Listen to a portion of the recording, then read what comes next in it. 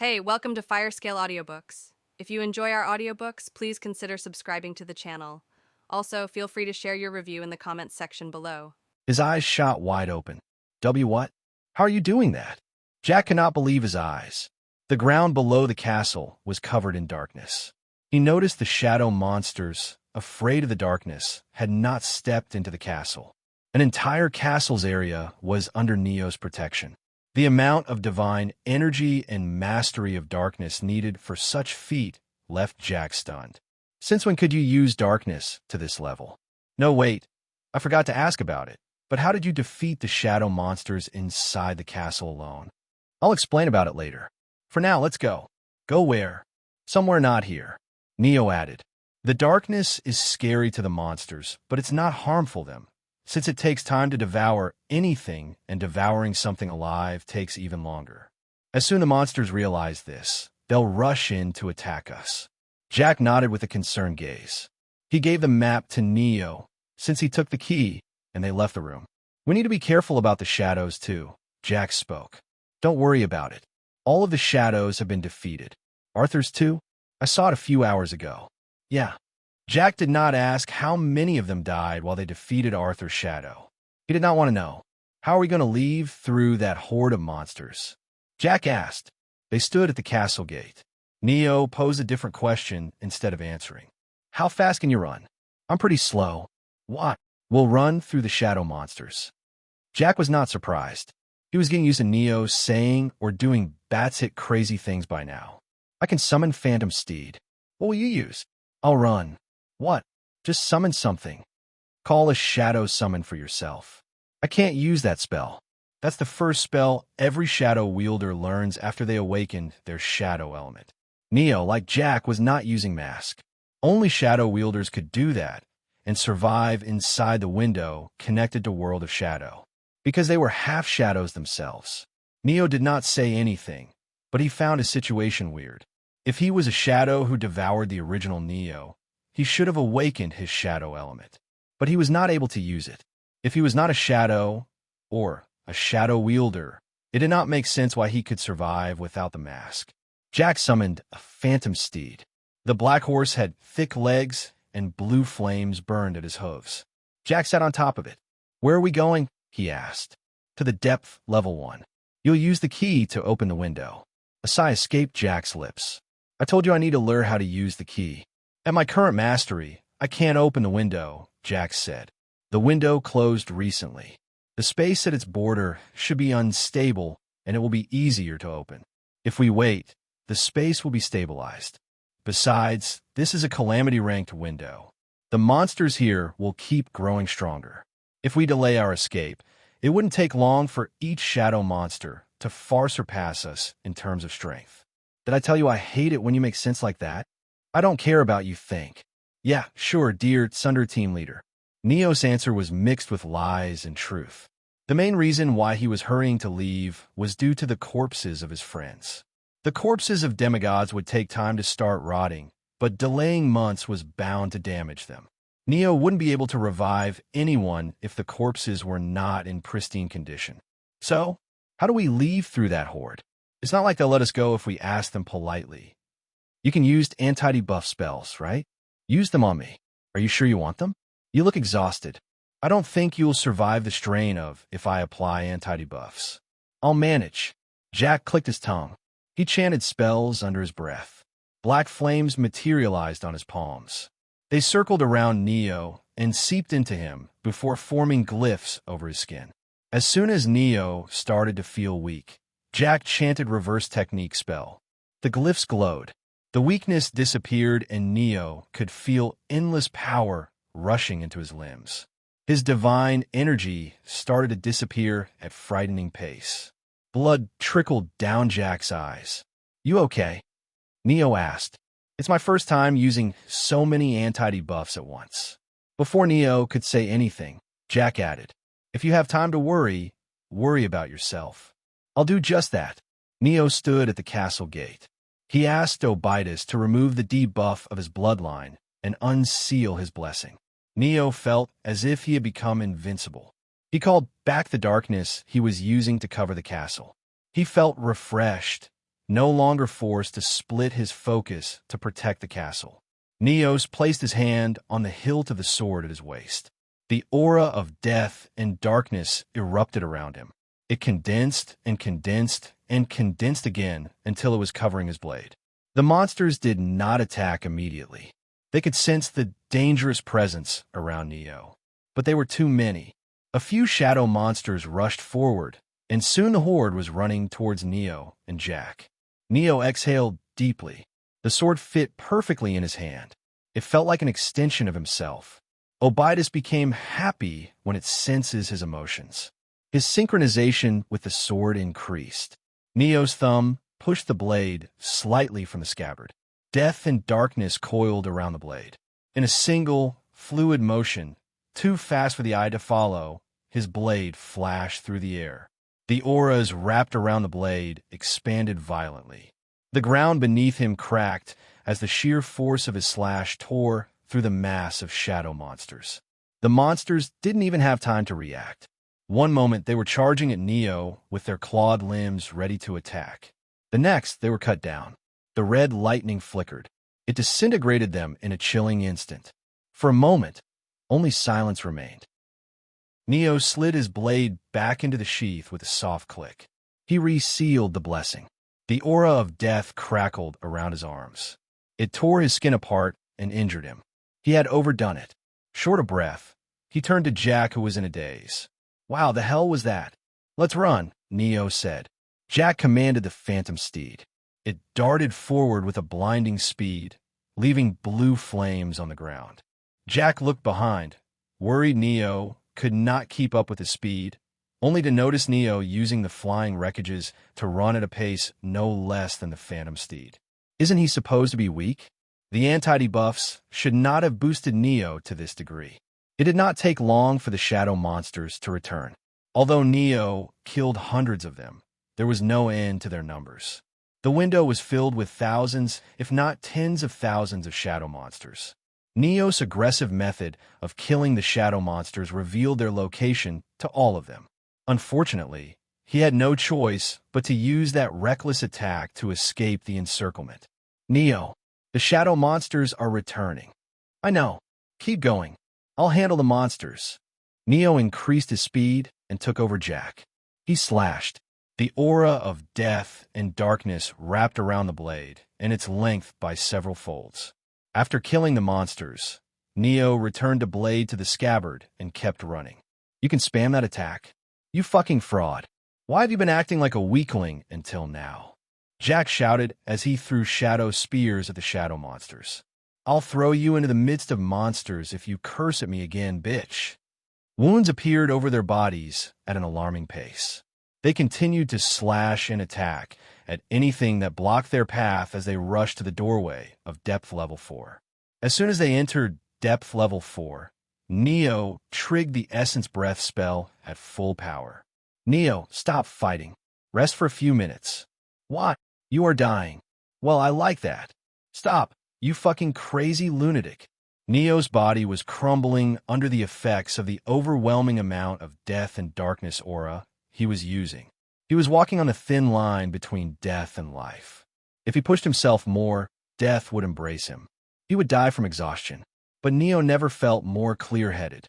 The monsters he killed, the death aura he created, the death that tried to claim him. The battlefield was covered in the presence of death. It was comforting. More. I can do it. Neo pushed himself to the limit. He had to become closer with death.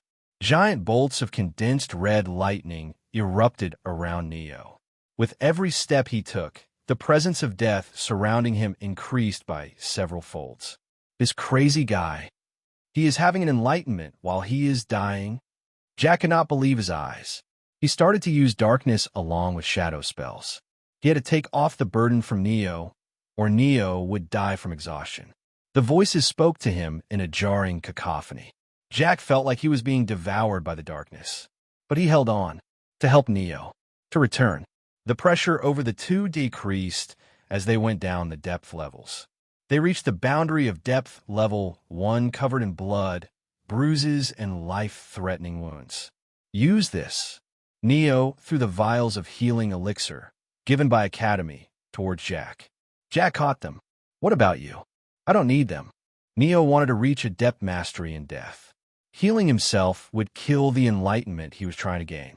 Now, get to the work, Neo said. Jack wanted to advise Neo to drink the elixir, but he knew Neo would not listen to him. Crazy bastards wouldn't be crazy if they listened. I'll do my best. Jack tried to activate the key. Black circuit line patterns appeared on his arms. They glowed with eerie, dark energy. He put his hand on boundary and focused. Can you do it? I should be able to, but it will take time. Fine. Neo slashed on the ground and left a line on it. Don't cross this line. I'll make sure the shadow monsters don't touch you. The ground trembled as if earthquakes arrived. Hundreds of shadow monsters appeared on the horizon. They gathered from depth level 5 to depth level 1, rushed over like a tsunami threatening to drown them. Some of the shadow monsters were as big as houses, some of them were faster than wind, and some had shells harder than bulletproof shields. Jack tried to hurry. He aggravated his injuries and found it hard to focus on the task. Calm down. I'll buy as much time as you need. Do it at your own pace. Jack bit his lips. He saw Neo's back as he stood against the horde of shadow monsters. He could open the window if he took his sweet time, but Neo would not survive that long. Jack had to hurry. He exhaled. Despite his worries, he tuned out everything. The monsters? Neo on deathbed. Jack stopped thinking about everything. He trusted his back to Neo. He would do his own task. On the other side, Neo cut off the area behind the line by creating a wall of darkness. He clashed with the first shadow monster and unsealed his blessing. The monsters attacked from all sides. Neo moved like a blur. He did not dodge the attacks or use Ocean's Embrace. His entire focus was on killing the shadow monsters. He slashed at anything that moved and went on a killing spree. A whip-like tail pierced his abdomen. Neo grabbed the tail and pulled it out from the monster's body with a snap. Just then, he sensed an attack from above. He raised his head and saw a giant hand coming down to crush him. Neo shifted and placed himself between the gaps of giant fingers. He jumped, running over the monster's arm, and used the tail of the monster he killed to choke the giant shadow monster. The giant shadow monster tried to throw him off. Neo sent aura of death through the tail into the monster. Dead, the giant monster fell and crushed dozens of monsters beneath it. Flying harpies-like shadow monster pounced on Neo while he was still in air. He created a condensed sphere of death aura and made it explode. The attack did not kill them, but it slowed them. Neo landed on the ground. He fought like a mad berserker. His mind was focused on killing as many shadow monsters as he could. The presence of death covering the surroundings continued to increase. More, more, more. Neo killed any monster that stepped close to the line and the wall of darkness.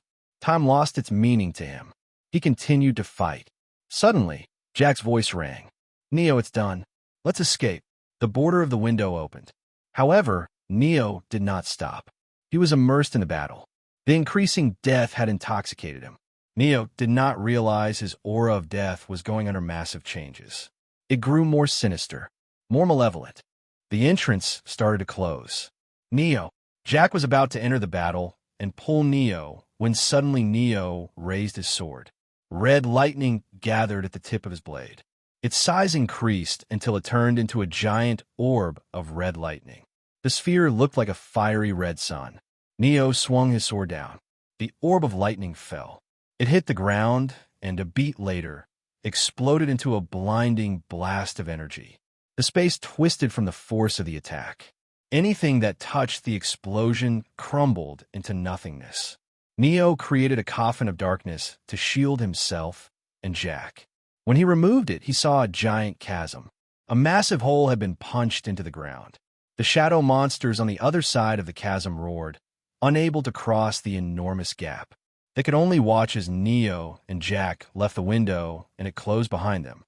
Demigod Academy. A dark presence suddenly enveloped the academy.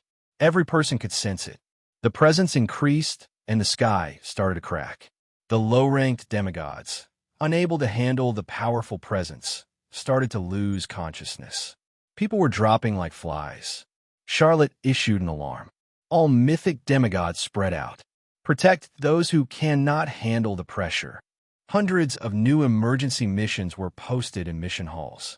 Empyrean demigods and above gather near the dimensional crack. Window number 12862 is reopening. I repeat, this is an emergency.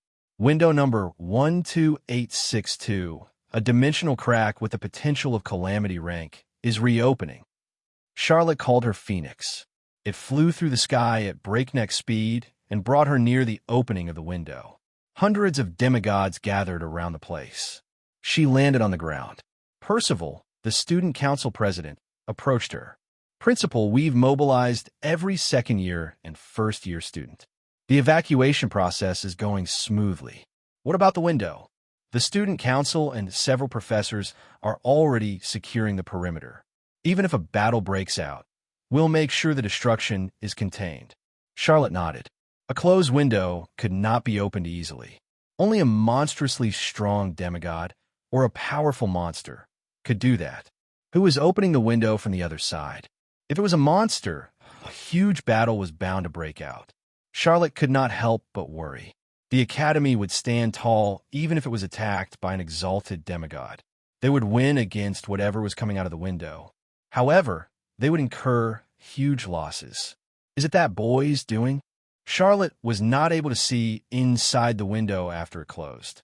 She had no idea what was going on. The tear in the sky spread apart in multiple directions. It reached the ground. The demigods waited with bated breaths. The window reopened, and suddenly an overwhelming pressure descended. This is death element. Why is it coming out of a window connected to World of Shadows? Percival's back was drenched in sweat.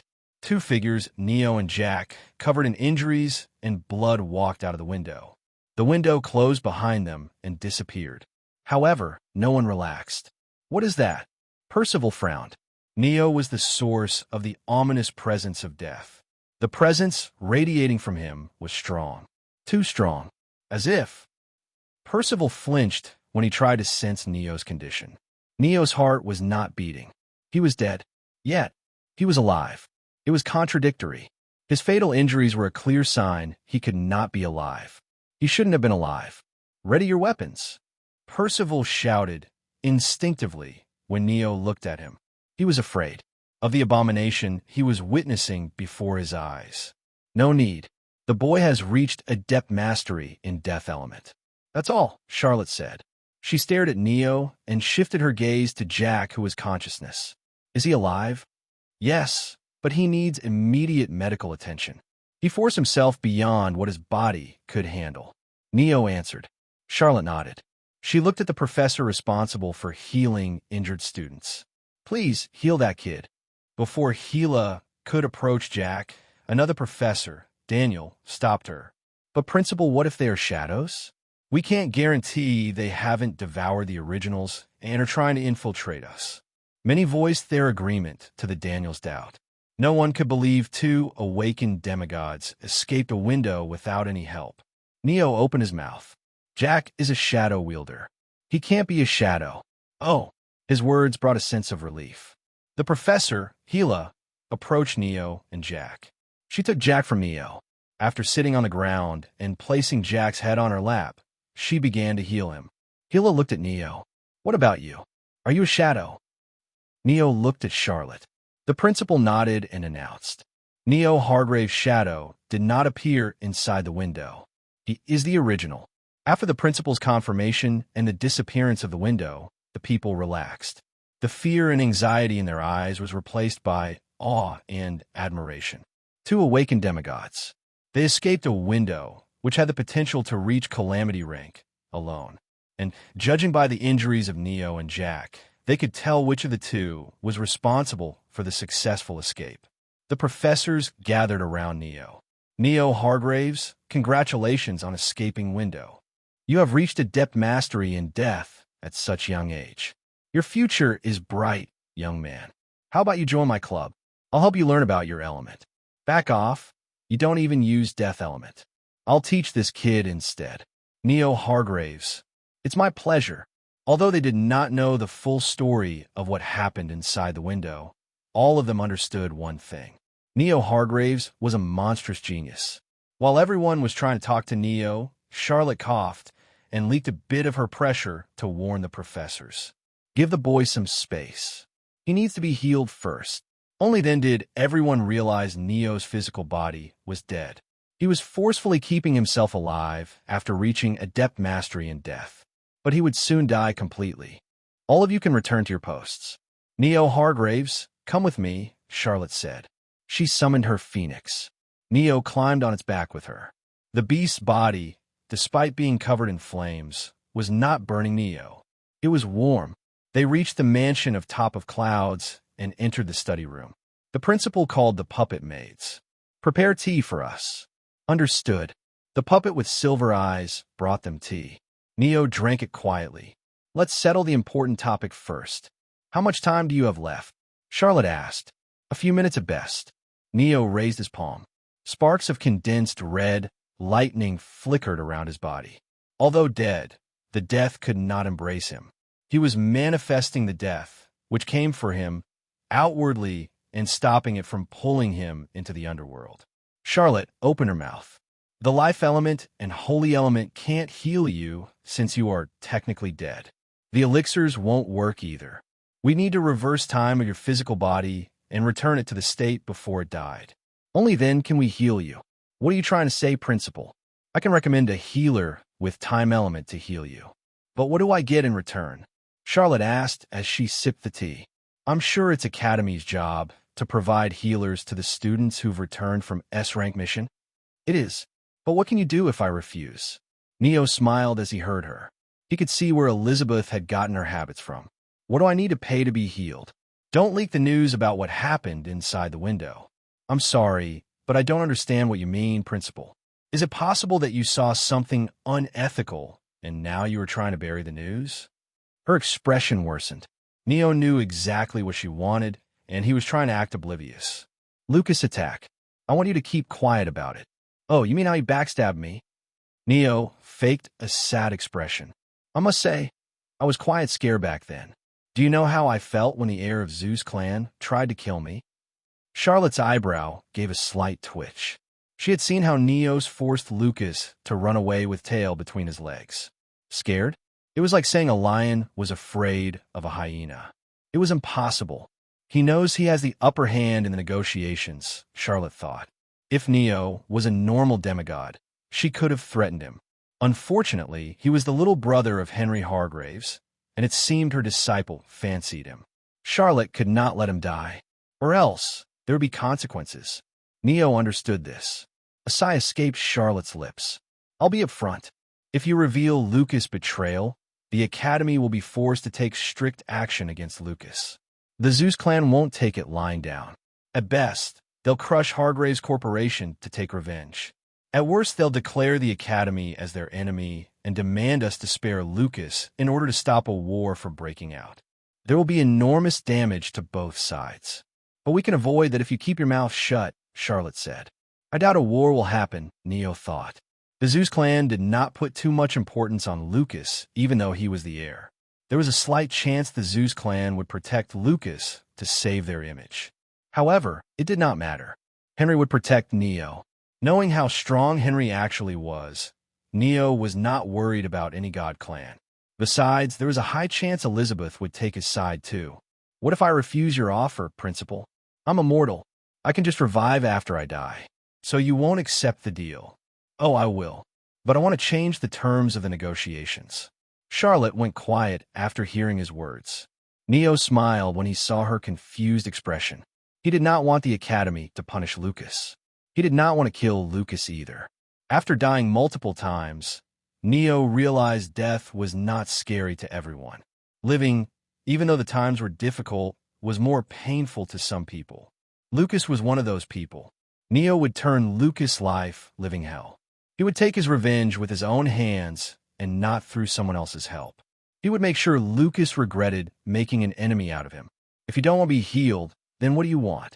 Give me the corpses of those who died in the mission. Charlotte's face stiffened. Each student that died had a high-profile background, especially Leonora.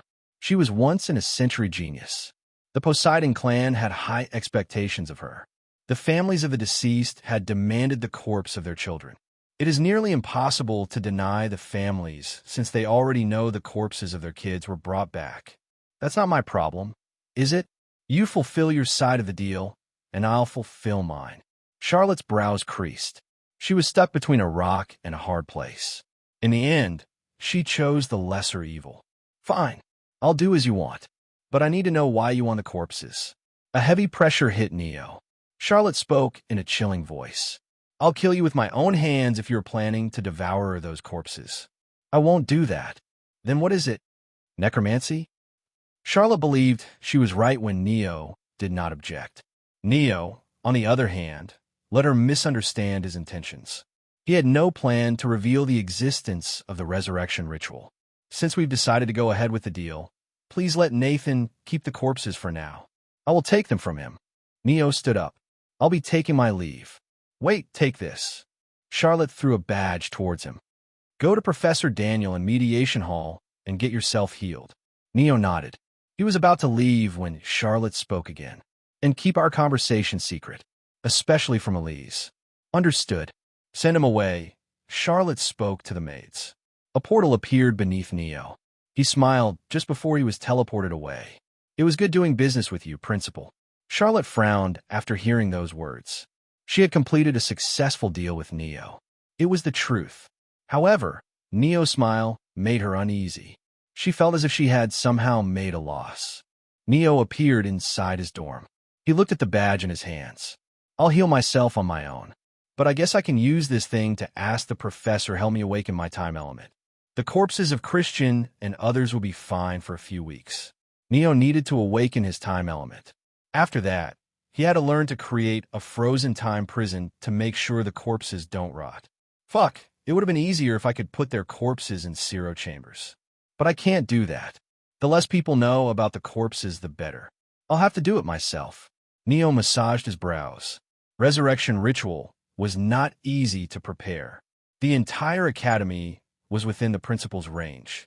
He could not get the sacrifices here, or she would know. I can only wait until the second semester starts, and we are given the permission to leave the academy. As he entered the room, his body started to stop functioning. He could not control his left hand or his mouth. Looks like I'm about to die. Neo sat on the sofa. He closed his eyes. 490th floor, Hargraves Corporation. The butler entered the office after the knock. He saw Henry going through some documents. Master, I have received the news from the spies we've put in the academy. The young master has returned alive. I guess I don't need to go there and rescue him. Henry nodded, his eyes fixed on the documents. Anything else to report? Yes, young master has reached adept mastery in death element, and he likely is strong as top 5 students in his year. A smile appeared on Henry's face. Contrary to him, the butler looked anxious.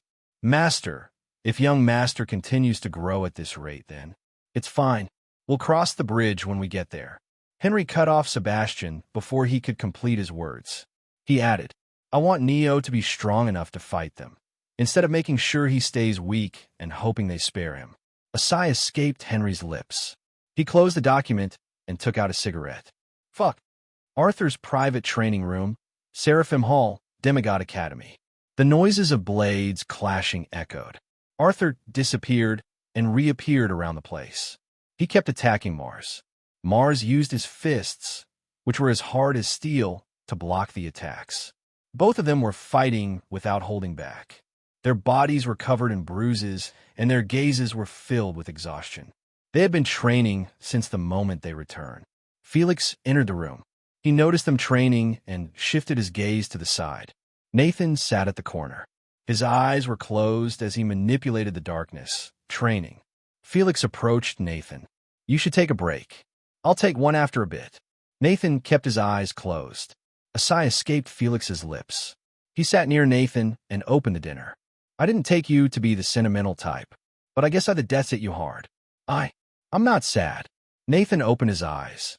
He let go over his hold of the darkness, and he continued. I'm just scared. I never thought geniuses like Leonora and Christian could die so easily. It made me realize death can come for me anytime, and I'll never be able to stop it. So easily, huh? Felix puckered his lips. He smiled miserably. What about Neo? He's a genius too. I don't think Neo died. He was murdered. Lucas must have. Hey, shut up. Felix cut off Nathan mid-sentence. Don't say those words to anyone else, or you won't know what killed you. Nathan bit his lips. He never trusted Lucas after he killed his friend in the ranking competition. But he knew they could not oppose the Zeus clan.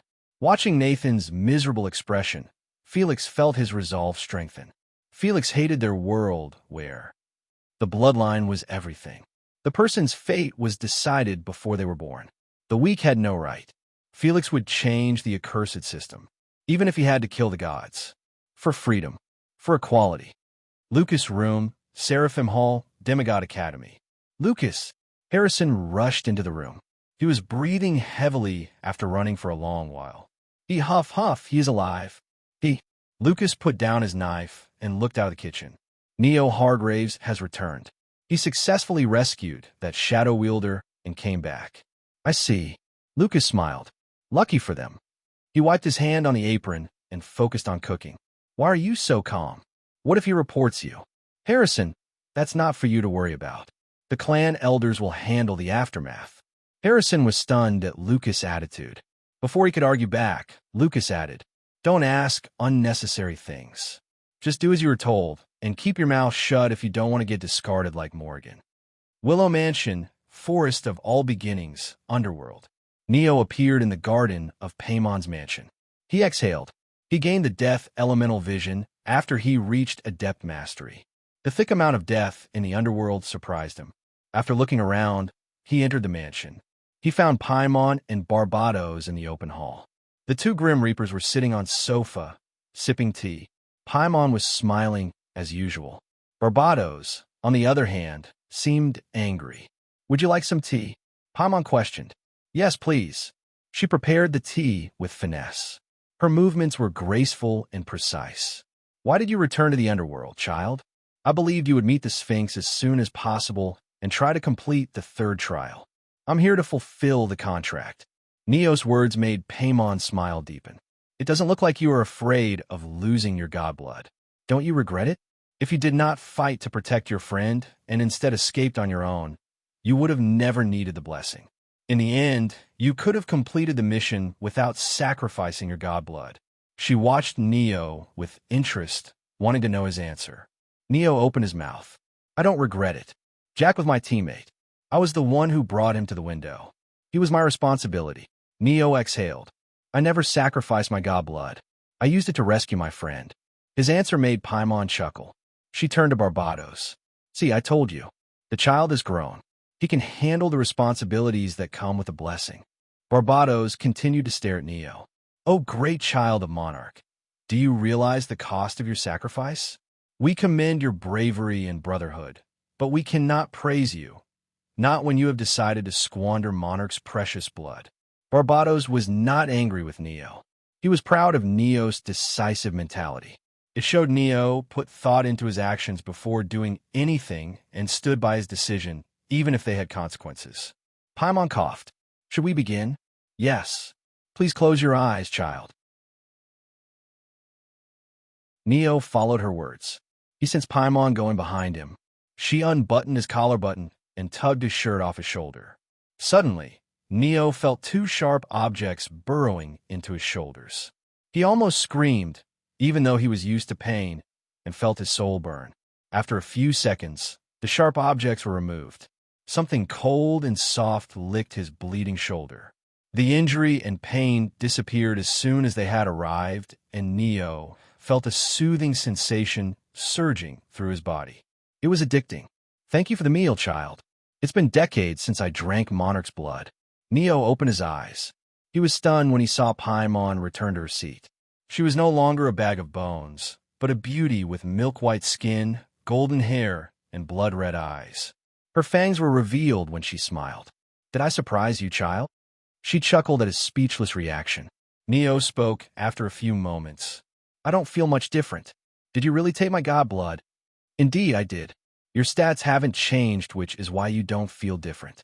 But your divine energy pool has been reduced to half. You'll notice it if you use your divine energy. Neo closed his eyes. He tried to manifest aura of death. Red lightning flickered around his fingers, and he felt a strain on his divine energy reserves. I was reduced by almost half, Neo noted. Thankfully, his stats were still same. As long as he was careful to keep the battles short, he could fight at full power without any problem. Neo did not regret his actions. He could always recover his god blood by devouring monsters with darkness. To him, it was but a minor inconvenience. If that is all, I'll return now. Goodbye, child. Barbados stayed quiet. In the end, he spoke only after Paimon elbowed him. May you live in peace and prosperity, O child of Monarch. See you later. Neo used the immortal and arrived back into his body in the world of living.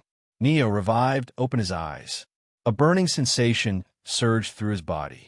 He clutched his heart and doubled over. Groans escaped his lips. He lacked the divine energy to heal completely after the revival.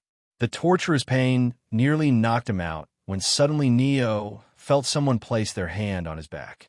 A comfortable flow of energy entered his body through those hands. The pain disappeared. Healed, Neo raised his eyes. Amelia?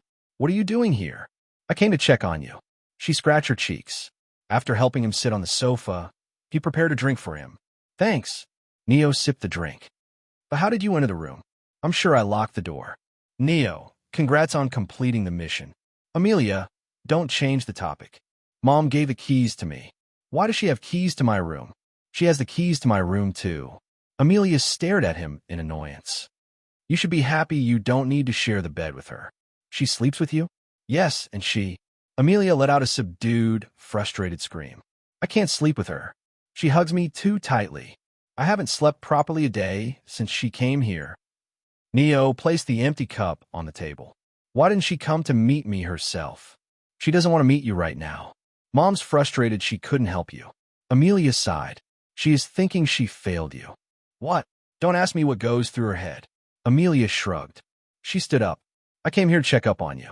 You can rest now. Just as she was about to leave, she stooped at the door and turned to look at him. Welcome back. Amelia left, and the door closed behind her.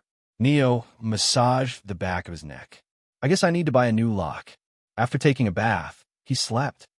The mission had been too exhausting. He wanted to rest. In the morning, he woke up with a jolt when his senses warned him of an incoming attack. He rolled off from the bed and dodged the poison-coated dagger by a hair's breadth. The assassin was wearing a shroud of shadows that hid his body and face. Did Zeus clan send him? No, even they won't do as assassination so openly. Neo got in a position to fight. Suddenly, a dagger pierced his heart from the behind. The second assassin, who sneaked up on Neo, twisted the blade. Neo looked down at the tip of the blade coming out his chest. How? His death affinity never warned him of the sneak attack. Neo woke up. He was breathing heavily and drenched in sweat.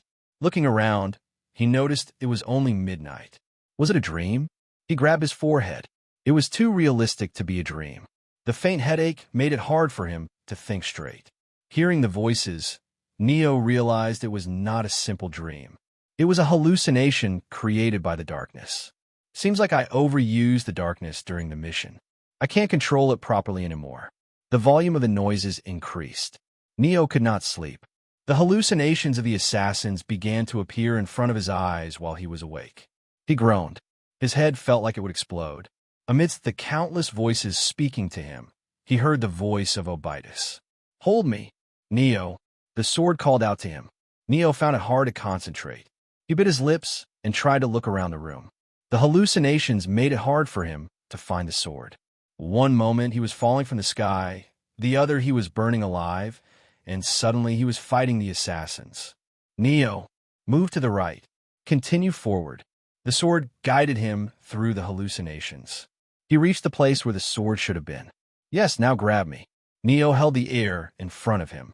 He felt the cold grip of the handle in his arms as his control over his elements was boosted by Obitus. The voices disappeared along with the hallucinations. Neo was back in his room. He fell to his knees, shivering uncontrollably. Thanks you, Obitus. A surge of positive emotions appeared in his mind. No need to thank me. I will always help you no matter what. Now go sleep. You need rest. Neo nodded. He held the sword in his hand and lay on the bed. Normally, Neo kept a lid on his darkness affinity to stop it from going berserk. He could not hold the lid down while he was asleep. It was not a problem until today, since his darkness affinity was never strong enough. But after the mission, his darkness affinity grew a lot stronger. He could not suppress it anymore unless he was diverting his focus towards it, which was impossible to achieve while he was asleep. Neo did not know what he would have done without Obitus. The sword increased his control over his elements. He had to sleep with the sword in his hands if he did not want to fall victim to the hallucinations again. In the morning, Neo received a notification from the Academy. All participants of the recent S-Rank mission must report to the Assembly Hall in 1 hour. Mission evaluation report will be distributed. Please make sure to attend the meeting. He ordered the food to his room. After filling his stomach, he moved towards the venue. He met Jack on the way. Hi, Jan, how are you? Good enough, I guess. What about you? Did you stay awake the whole night? I've been sleeping since we returned. I'm tired due to the side effect of the revival. Jack answered as he yawned. The two reached the assembly hall. They met Arthur, Felix, Mars, Sean, and Nathan. Noticing their sorrowful expression, Neo spoke. Why do you all look like shit? Arthur raised his head when he heard Neo's voice. He stared at Neo. It's just that too many died during the mission. Leonora, Clara. Suddenly, Arthur closed his mouth. He stared at Neo, turned his head, stared at Jack, turned his head, and stared at Neo again. Felix, can you pinch me? Sure, but pinch me too. Felix, in her female body, stared at Neo and Jack with a stupefied expression. The others were no different. Arthur winced when Felix pinched him. Neo, are you really alive? Yes, I am, and please stop acting like you saw a ghost. You are alive. Arthur jumped from his seat. He hugged Neo and Jack with a speed that made them think they were hit by a truck. You are alive. You are alive. Tears strolled down Arthur's cheek. His voice cracked. The thank you for being alive. Jack looked at Neo with awkward expression, not sure of what to do. Before Neo could do anything, Felix followed Arthur's example and hugged them tightly. After a minute of crying, Arthur calmed down. He wiped his tears and stared at Neo. How did you survive? Lucas told us you stayed back to buy time for us. Lucas told you that? Yes. Isn't that what happened? Neo smiled. He saw Lucas, Harrison, and Cassandra entering the hall from the corner of his eyes. Actually, yeah, that's what happened back then. Then how did you return? Attention, all students. Please return to your seats and stop talking. A young professor stood at the podium. He glared at Arthur and Neo's group for making a commotion. They sat down. After the ceremonial speech, where the professor talked about the deaths and difficulties they faced during the mission, he invited the principal on the stage. Charlotte arrived. She swept her gaze around the hall. Good morning, students. Congratulations on successfully completing the S-Rank mission. I know some of your friends could not return from the mission, and I'm terribly saddened by the news. But I hope this defeat would not cause you to crumble under the losses you've suffered, and instead serve as the nourishment for your growth. She spoke a few words for the condolences before moving towards the mission evaluation. I'll be announcing the mission evaluation report. This report is solely to serve as a reminder for your performance during the S-Rank mission. The professors who've compiled the reports, myself included, hope these reports will help you understand the areas where you are lacking. Charlotte coughed before she added, the parameters included in these reports are calculated using the devices included in your gears. Some of you might think the reports are unfair, and that means you still haven't understood how much you are lacking. I hope all of you are understanding students and will not complain about your results. Charlotte wore her glasses and flipped the pages in her hand. Arthur Kingsley. Mission evaluation, C. Number of shadows defeated, 0. Number of shadow monsters defeated, 28. Summary. Arthur has a good control over his elements and is a capable fighter. He can cover his own weakness perfectly. However, he is bad at teamwork and is susceptible to emotional outbursts. Charlotte added, Arthur's Kingsley, come up on the stage and take your report. The summary I've said is only a small part. The report itself has a detailed assessment of your performance spanning several pages. Arthur stood up and went to take his report.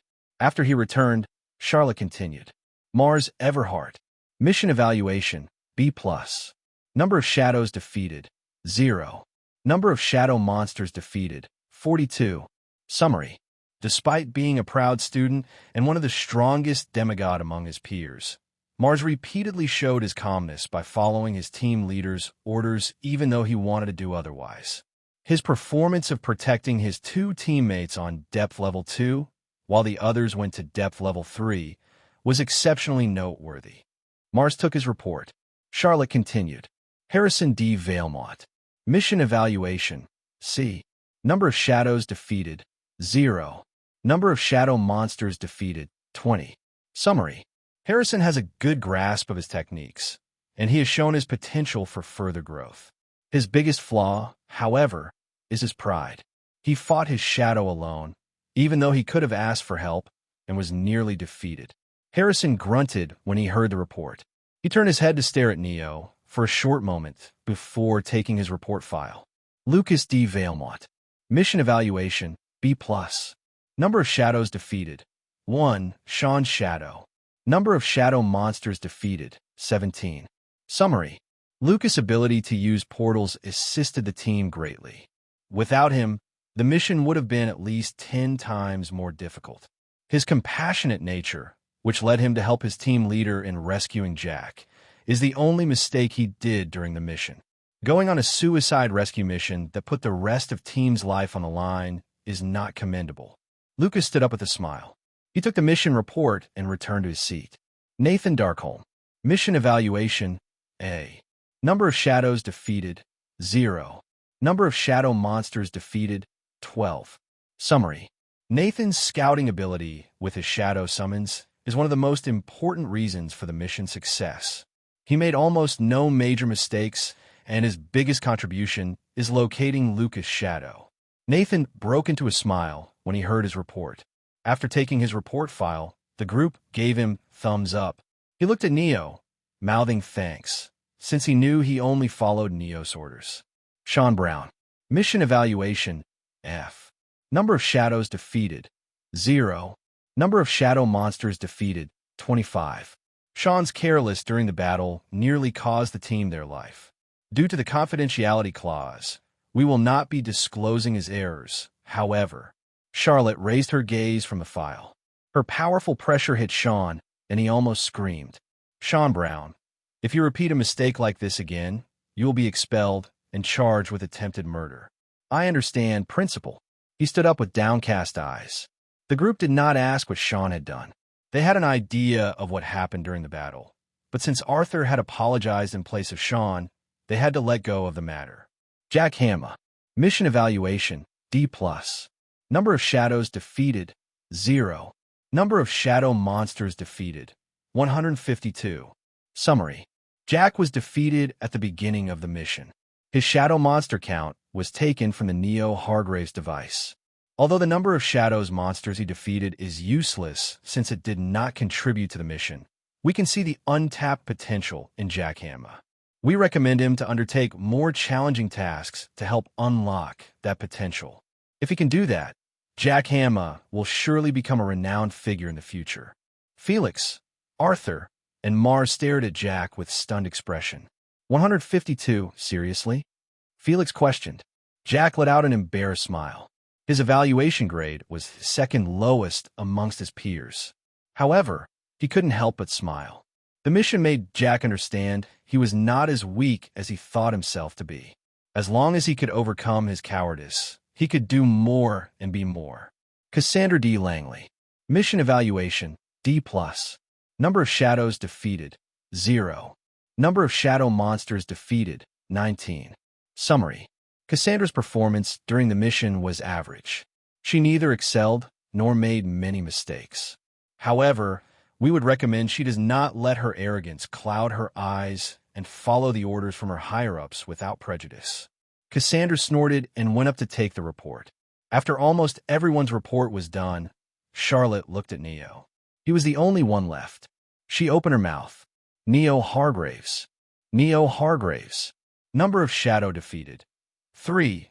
Arthur's shadow, Lucas' shadow, and Harrison's shadow. Number of shadow monsters defeated. 1,243. Charlotte stopped speaking and stared at Neo. The hall was submerged into an icy silence. No one could believe what they heard.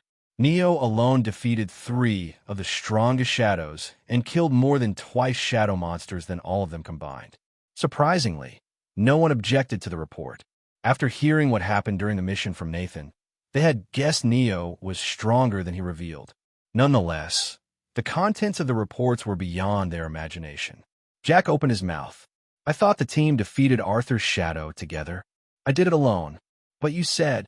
Jack closed his mouth. Clearly, he had misunderstood Neo's words back then. You defeated that monster and came to rescue to me after that. His rhetorical words sent the whole words in a flurry. Neo, why have you been hiding your strength? I knew my rival. You... They surrounded Neo and spoke without a break. Silence, Charlotte shouted. The mission evaluation has not ended yet. The group became quiet. They returned to their seats. Neo Hargraves, it's clear to everyone that the S-mission's success would have been impossible without you.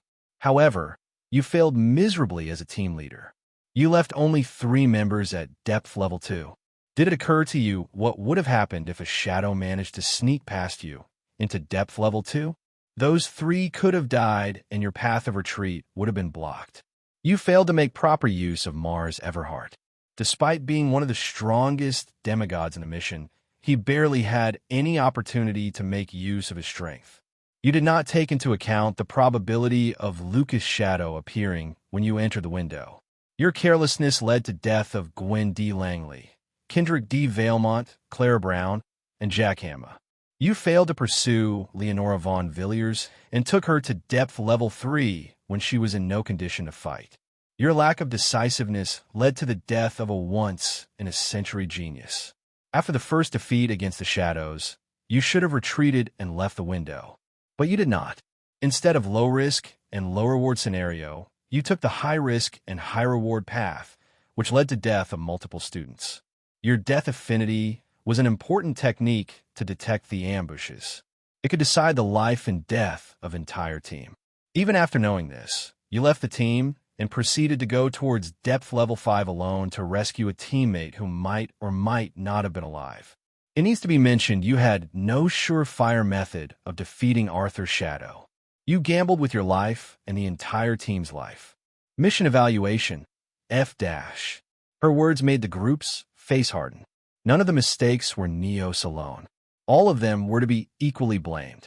They could not have done better than Neo if they were the mission leader. Neo Hargraves, the deaths of the students in S-rank mission are your responsibility and yours alone.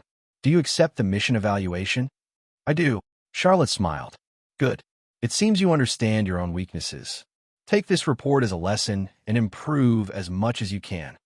When Neo went to receive the report, she added in a whisper, your evaluation is better than what most mission leaders receive for their first S-rank mission. Neo nodded. He knew most of them received FFF rank evaluation. Percival, the current student council president, made a record by receiving an FF plus rank evaluation. Neo's F rank evaluation was a new record.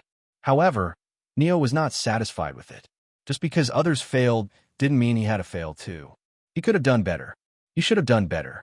One F rank evaluation from the A rank Phoenix mission and another from S rank mission. One more F rank evaluation and our team will be disbanded. Neo returned to the seats.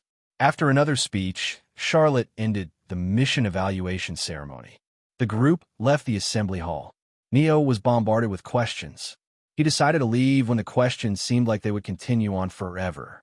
I need to meet Professor Daniel to heal my injuries. See you guys later. Neo slipped away before anyone could stop him. He approached the meditation hall. The place was empty. After entering the dojo-like building, he went toward the office. He knocked.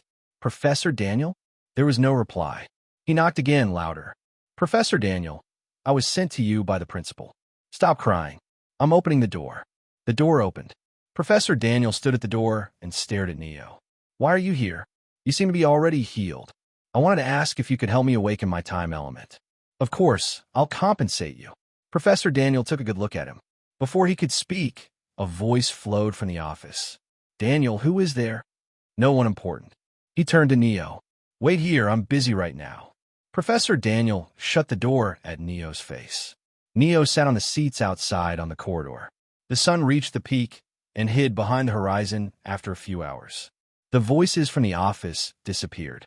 Did he leave from a back door? It confirmed Neo's suspicion. He is just messing with me. Still, Neo did not leave. He remained seated outside the office room. To pass time, he manifested the aura of darkness and trained with it. Neo was focused on improving his control. He lost the track of time. A familiar voice shook him out of his reverie. Neo, where have you been for the past 2 days? Neo opened his eyes. He saw Jack. 2 days. His stomach grumbled. Sighing, Neo stood up. Since you are here, I guess it's time to meet the Sphinx? Yeah, that's why I came to find you. I see. Let's go. They met with others. Mars and Arthur seemed to have become quite close after training together. While the group was waiting for someone to bring them to the Sphinx, Felix brought him snacks. Eat something while we wait. Jack told us you've outside the professor's office for the last 2 days, and you looked hungry. Neo narrowed his eyes, staring at Jack with a piercing gaze. Why did you tell them? His eyes were asking. Jack whistled and looked away. Hey, don't blame Jack. He was worried about you. Felix stuffed the snacks in his hands. Besides, all this is luxury food. Do you know how long I waited in the line for all this? Neo, sighing internally, sat on the nearby bench. The food was too much for him to eat alone. While he was wondering what to do, he noticed Jack and Felix staring at the food in his hand with salivating gaze. Want some? And no, I'm not hungry. Felix gulped. Neo clicked his tongue. Come eat with me, or I can just throw away the extra food. Well, if you insist so much. I'm not hungry, okay? I'll just take a bite because you are insisting so much. Felix hopped to the empty seat next to him. Jack followed behind her. Do you guys need separate invitation? Neo stared at Arthur, Mars, Nathan, and Sean. Arthur, Nathan, and Mars came. Sean, you too. Sean nodded. Looking at him, he was clearly feeling guilty about what happened during the mission. Sean, along with other members, was undergoing therapy to handle the stress caused by the mission. He understood his actions back then were horribly wrong. Lucas, Harrison, and Cassandra arrived. They waited at the side for a few minutes. The principal and the puppet maids came to the venue after an hour. I'll make it quick since I'm short on time. She continued. The Sphinx is a formless being, one of the 4 protectors of the Academy, and an administrator of the Akashic Record. It holds infinite knowledge. It can answer almost any question you ask. However, be careful of the Sphinx. It likes to play with the mind of the people. If you value your sanity, don't do anything that could land you in trouble. Just go inside, ask the question, get the answer, and return. Arthur raised his hand. What should we not do? Maybe start by not asking stupid questions and instead use your common sense. Arthur lowered his hand with an awkward expression. After a short Q&A, Charlotte told them to close their eyes. She snapped her fingers. Don't open your eyes unless you want to go blind. Now, if you understand everything, start walking forward. The students followed her words. Neo felt himself entering a portal. He continued to move and entered multiple portals. You can open your eyes now, Charlotte spoke after they changed the location multiple times. They were standing in a giant hall. Whist mist gathered near the floor, and giant pillars held the roof. The gate at the end of the hall opened. Only darkness existed beyond it. Go inside. Following Charlotte's words, they entered the door. Mars and others with fire or light element created source of light inside the pitch-black darkness. However, it was useless. They could not see anything. Neo suddenly realized he was alone. The others disappeared before he could notice anything. He kept moving forward calmly. Soon he saw light at the end of the tunnel. Stepping into the light, he met the Sphinx. Felix's POV. You are the Sphinx. She stared at the giant snake that covered the room. I am. The snake hissed. Felix had been separated from others. She arrived at the room alone. Where are my friends? They are meeting the other me. Alone, of course. The hissing voice of the Sphinx crawled under Felix's skin and gave her goosebumps. I want to ask, now, why are you in such a hurry? How about we have a small chat? It's not every day that you meet the Sphinx. The giant snake circled Felix, trapping her within its giant body. Felix recalled the principal's advice. I'm honored to meet the great Sphinx. Your boundless wisdom stretches far beyond the comprehension of mere mortals. Truly, there is no corner of existence, no hidden mystery, no fleeting thought that escapes your all-knowing gaze. The universe itself seems to pale in comparison to the depths of your knowledge. Each word you utter is a beacon of enlightenment, an endless fountain of insight that nourishes the minds of all who have the honor to listen. You are the living embodiment of wisdom itself, a force both eternal and immeasurable. Just ask the question. The Sphinx, irritated by Felix's machine-like response, cut her off. Felix smiled. I want to know the method to kill the gods. The Sphinx laughed. Its eerie laughter was a mix of hissing and rasping sounds. Arthur's POV. I greet the Sphinx. Arthur bowed to the being in front of him. It had the body of a lion, the head of a pharaoh, and majestic wings behind its back. The Sphinx sat on the ground.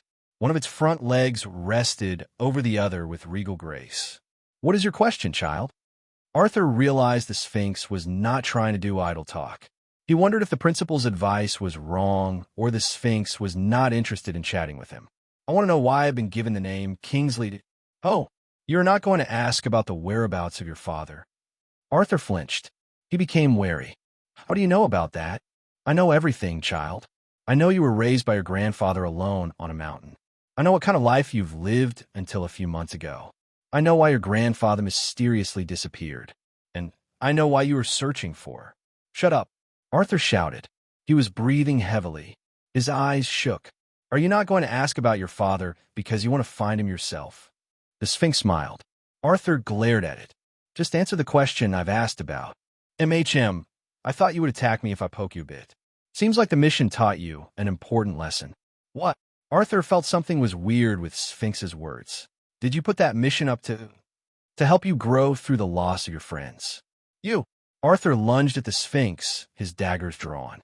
An invisible force struck him and smashed him back into the wall. His vision blurred. The attack nearly knocked him out. Child of lightning, you've inherited the purest blood of Zeus. That's why you're the rightful owner of the words Kingsley. Arthur's father was the great sky god, Zeus.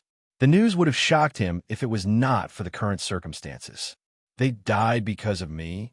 Arthur felt like he was being crushed under the weight of the truth. Mars POV. Mars entered the giant library. The shelf stretched as far as his eyes could see. He looked around.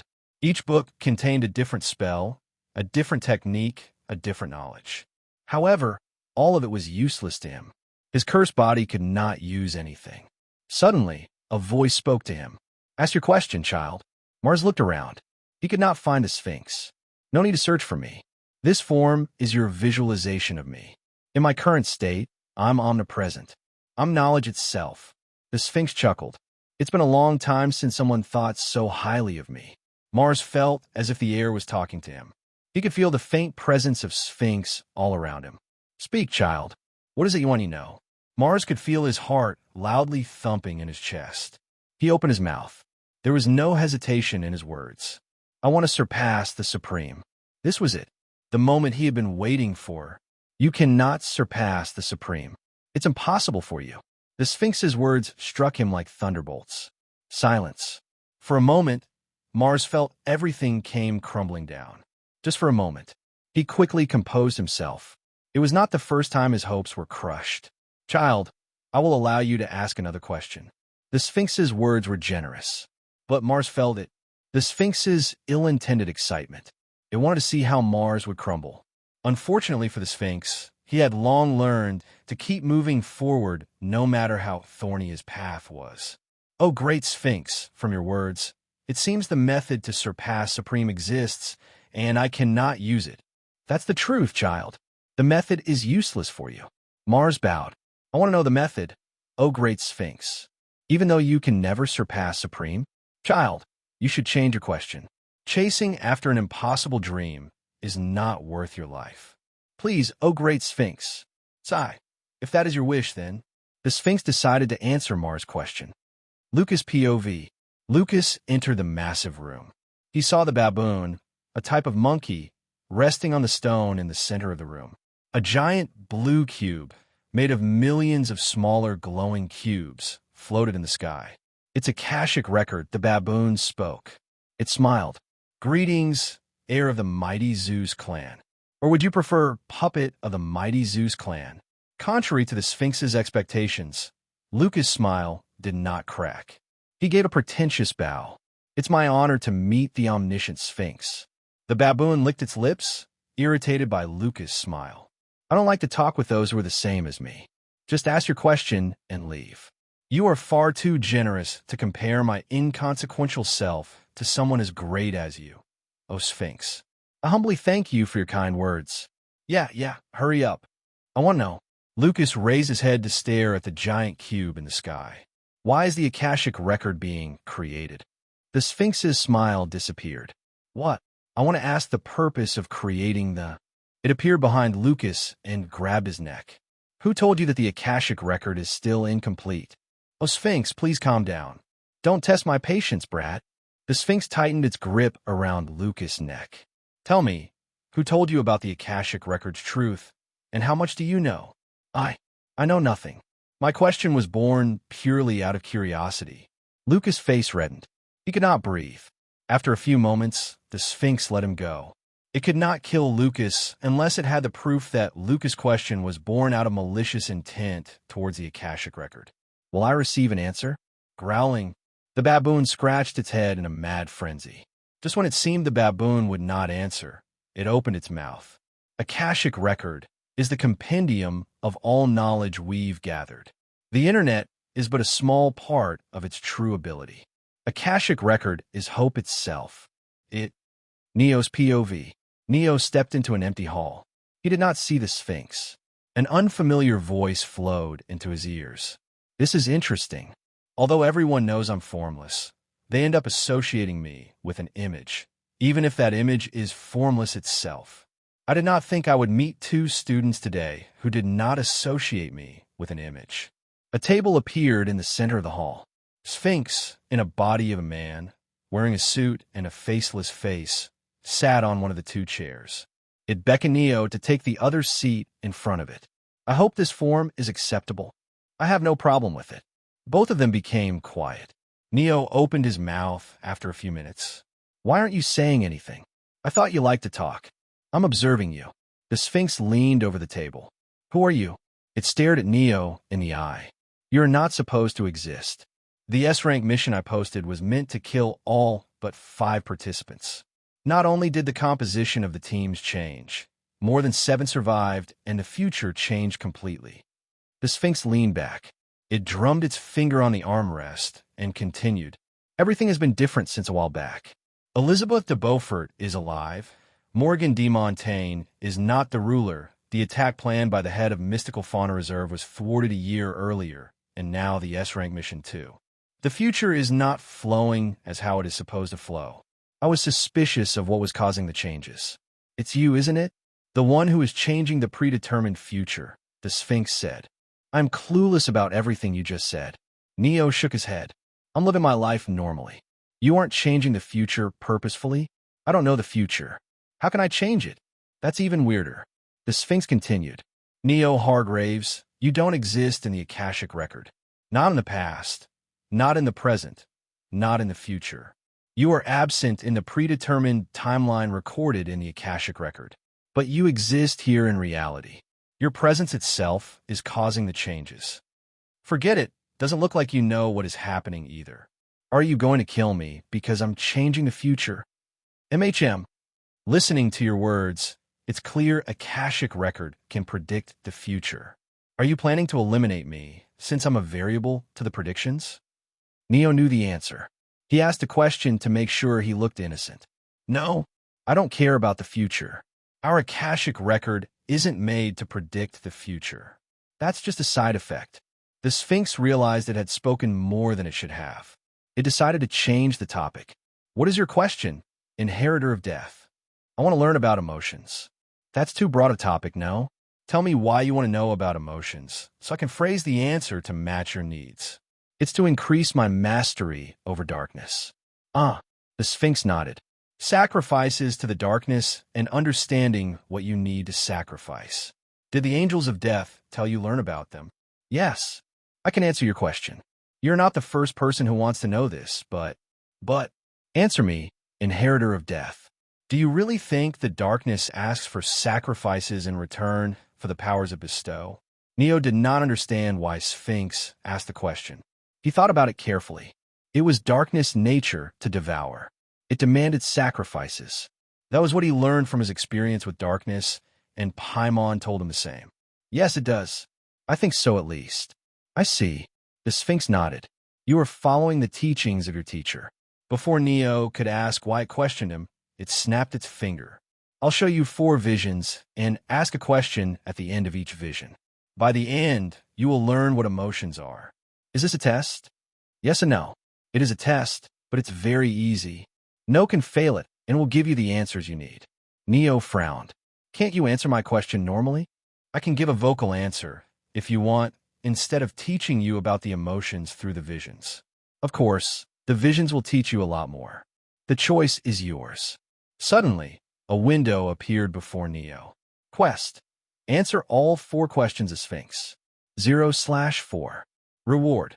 Immortal EXP plus 100. Accept/refuse. The quest made Neo wary. The EXP reward was twice what he usually received. This confirms the visions are not going to be simple.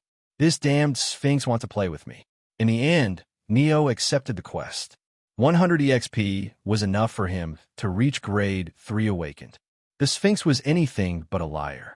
If it said the visions were impossible to fail, then the quest was a free reward for Neo. I'll see the visions. Good choice. Neo woke up with a groan. He was sleeping on a tattered mat spread on the ground. Sunlight peeked through the broken walls of the hut. It's morning already? Neo stretched his limbs. He noticed he was extremely thin, probably due to malnutrition, and wore torn clothes. The large piece of cloth draped over the entrance was lifted, and a man in his 40s entered. Silas, how long will you sleep? Get to work already. Yawn, no, uncle. I was just tired due to yesterday's festival. Neo, Silas yawned. He left the hut with his fishing rod and returned in the evening. It was an average day. He caught a few dozen fishes in the sea, played with his friends, and went around doing nothing. If Silas had to say what was memorable about the day, it would be the cube. Usually, the net would capture some junk along with the fishes. But today he caught a cube. A small, fist-sized silver cube with smooth sides. The cube, rock, or whatever it was special to a child like him. He bragged about it to his friends. His daily routine did not change much for years. Eat, sleep, go fishing, and play around. Silas liked his routine. He resisted the upcoming change to his routine. What? Why am I getting married? I'm just 19. Silas shouted at his uncle who came to meet him today. Silas, listen to me. No, damn it. I said no. I don't care if you're the village head or whatnot. Throw me out of the village or exile me. I'm not getting married to someone I've never met before. Silas's uncle massaged his brows. It was a political marriage between 2 villages to strengthen their ties. The marriage was important for their poor village. Silas left the hut in anger. Just when he stepped outside, he saw some unfamiliar people. They were from outside the village since Silas did not recognize them. He was about to ignore them and leave when suddenly his eyes wandered to a girl at the back of the group. She was breathtakingly beautiful. Silas had never seen someone so pretty. He could not move. His eyes refused to look at something other than her. Silas, listen to me. Silas' uncle came out of the hut. He noticed the group of people who came for the negotiations for marriage. Shit, did they hear Silas shouting about the marriage? He thought. Before he could give an excuse, he noticed Silas staring at the girl in stupor. Hey, what happened to you? He whispered. That girl. Who is she? Silas asked. She's the one you're going to marry. I know you don't want this, but please think about the village. Okay. What? I'll do the marriage. Oh, why so suddenly? She's beautiful. I mean, it's for the village. For the village? Silas stepped forward to introduce himself to the group of people. They had heard Silas' complaints, but they ignored it. After all, it was rare for youngsters to accept political marriages so easily. Silas married Quella after a few months. The star relationship was rocky. Silas and Quella barely knew anything about each other. Although it was a marriage born of their village's needs, they fell in love with each other as time passed. Slowly, Silas came to love Quella for more than just her beauty. Their son was born 5 years after the marriage. Silas, the current village head, named his son Ron after his late uncle. He was happy with his life. Just when he thought his life could not get any better, Quella gave birth to twins, Iris and Isla. Watching his children grow, Silas realized his ambitions. He wanted to develop his village to make sure his children had no lack of resources. As time passed, so did Silas' fame. The village slowly became a town. Silas gathered talented people from around the place to help him govern his growing town. Quella continued to assist Silas in the administration and other areas. Over the years, she gave birth to 2 more children. Silas' love for her only increased. He never took another wife and treated Quella with same care as when they first met. Time continued to pass. Silas reached 80, and he was on his deathbed. "Quella, are you there?" "I'm here," she whispered softly. Quella took his trembling hand in hers gently. Tears streamed down her face as she watched Silas weakly reach out, struggling to grasp her hand. Their children were gathered around. They were crying. "Quella, are you there? I can't see you. I'm here. I will always be here." Her voice broke. She took out a silver cube she always carried with her and placed it between her and Silas' hand. "This is silly. This was your first anniversary gift to me." She smiled, recalling how Silas had forgotten their anniversary back then. He gave her the cube to make it look like he prepared the gift beforehand. She had carried it with her since then. She knew the cube was something Silas kept close to himself since his childhood. How many years ago was this?" Silas asked. "It was—" Quella continued to talk to make sure Silas did not feel lonely. Before long, Silas stopped breathing. Her tears did not stop. Neo gasped. He was back in the hall with Sphinx. Disoriented, he looked around. Tears streamed down his cheeks. "How was the vision, inheritor of death? Did you learn something after 80 years? You—" Neo threw away the table with a snap of his wrist. He grabbed the Sphinx by its collar and raised it in the air. "Send me back to my family. Send me back to my world. My wife, my children are waiting for me." That was a fake life. It was a mere fragment of the past. Neo froze. He understood the Sphinx's words in his head. Countless emotions crushed his heart. Anger, longing, loss, despair. Emotions that weren't his own. Emotions that belonged to Silas, not to Neo. "Is the weight of 80 years heavier than that truth you've lived for nearly 2 decades?" the Sphinx questioned. Neo could not stop crying. He wanted to go back. To Silas. To Ron, Iris, Isla, Brian, and Ezekiel. "That's not me. That's Silas. I can't lose myself to fake memories." He tried to tell himself. He kept his head down, and he felt emptiness growing in his heart. "Inheritor of death, it's time I ask my question." Neo raised his head. The Sphinx, despite being faceless, seemed to be smiling. "If I were to send you to the past and let you meet Quella, would she treat you as her husband or Silas?" Neo felt something snap. He had already drawn Obitus, removed the debuff, and activated the blessing before he could think. The aura blade passed harmlessly through the Sphinx. It chuckled. "What about Silas and Quella's children? Will they call you father? Or would they treat you as a stranger?" Neo lunged at Sphinx. The aura slashes left deep marks on the ground. They did not do anything to Sphinx. "Why are you angry, inheritor of death? I did not harm you or say anything offensive." It was a simple question with a simple answer. "Quella or her children will not recognize you as their family." Neo stopped. The words cut deeper than any wound. He sat back on the chair. "What is your answer?" "Silence, is it? That's fine too. It's an answer in and itself." The 80 years Neo spent as Silas overwhelmed him. "Start the next vision." "Already?" "Yes." The next vision would not be easier, but it would overwrite the memories of Silas. Neo wanted to erase them, even if it meant facing something far more agonizing in return. Neo stitched the wound. He patted the crying patient's shoulder. "It will be fine now. I will live, right? Doctor, please save me. You don't need to worry. Your wounds have been treated and they will heal with time." The soldier started to cry while thanking him. Neo, now Orcus, moved to the next patient. He continued to treat them to the best of his ability. However, he could not save all of them. He left the medical tent late in the night. "Good work, doctor." "Yeah." Orcus nodded. "Good night, Lucy, and be on time tomorrow." He returned to his home quite late. An old woman was waiting for him. She took his briefcase and the overcoat. "You are late again." The old woman, Anna, looked at him with worry. "Why don't you ask the emperor to increase the number of doctors in your ward?" "Their doctors are in need everywhere, Anna. The emperor can't send them to us if there is no one to send. TSK, that stingy emperor. He should take better care of the best surgeon in his kingdom." "It's the war's fault, Anna, not the emperor's.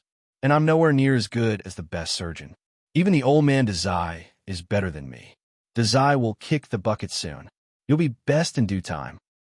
Orcus looked at his mother's grin in exasperation. Whatever floats your boat. Although Orcus acted cheerful, the war was taking a toll on him. He had to see dozens of people begging to him to save them every day. His heart was crushed when he lied to them, assuring them they could be saved. "It's the war's fault, eh?" Orcus lay on the bed. He stared at the roof. His thoughts wandered. "Sigh. I hope the war ends soon." The next day was not easier. The war showed no sign of stopping. Orcus' medical skill increased with plenty of surgeries he was doing each day. He did not know how to feel about it. It was not as if he was saddened by the deaths. By now, he was used to them. Orcus just could not forget the look in the eyes of his patients when they were about to die. "Damn it, it really makes me feel shitty. Maybe I should have chosen a different career." The war lasted a few years. Orcus was promoted to senior surgeon. In a few months, he would become the royal surgeon. "Congrats." Anna hugged him. "My baby is about to become a royal surgeon." "Ha ha ha, I can see it." Long lines outside our place for an appointment with the Orcus Hargraves. "Now, I just need to find a good lass for you, and I can leave without worry," Anna said. "Hey, watch what you are saying." Orcus smiled. "You are too lively to die." He showed the pamphlet to Anna. "And I need to complete these tasks if I want to become the royal surgeon. Who knows, maybe I'll fail." "Bah, then no way my child would fail." Orcus left for the task the next day. He, along with several other surgeons, had to go towards one of the remaining front lines and treat the wounded soldiers there. Orcus encountered a problem during the job. "What did you say?" "Tavern Eshka lo Verinder, Shultian KV."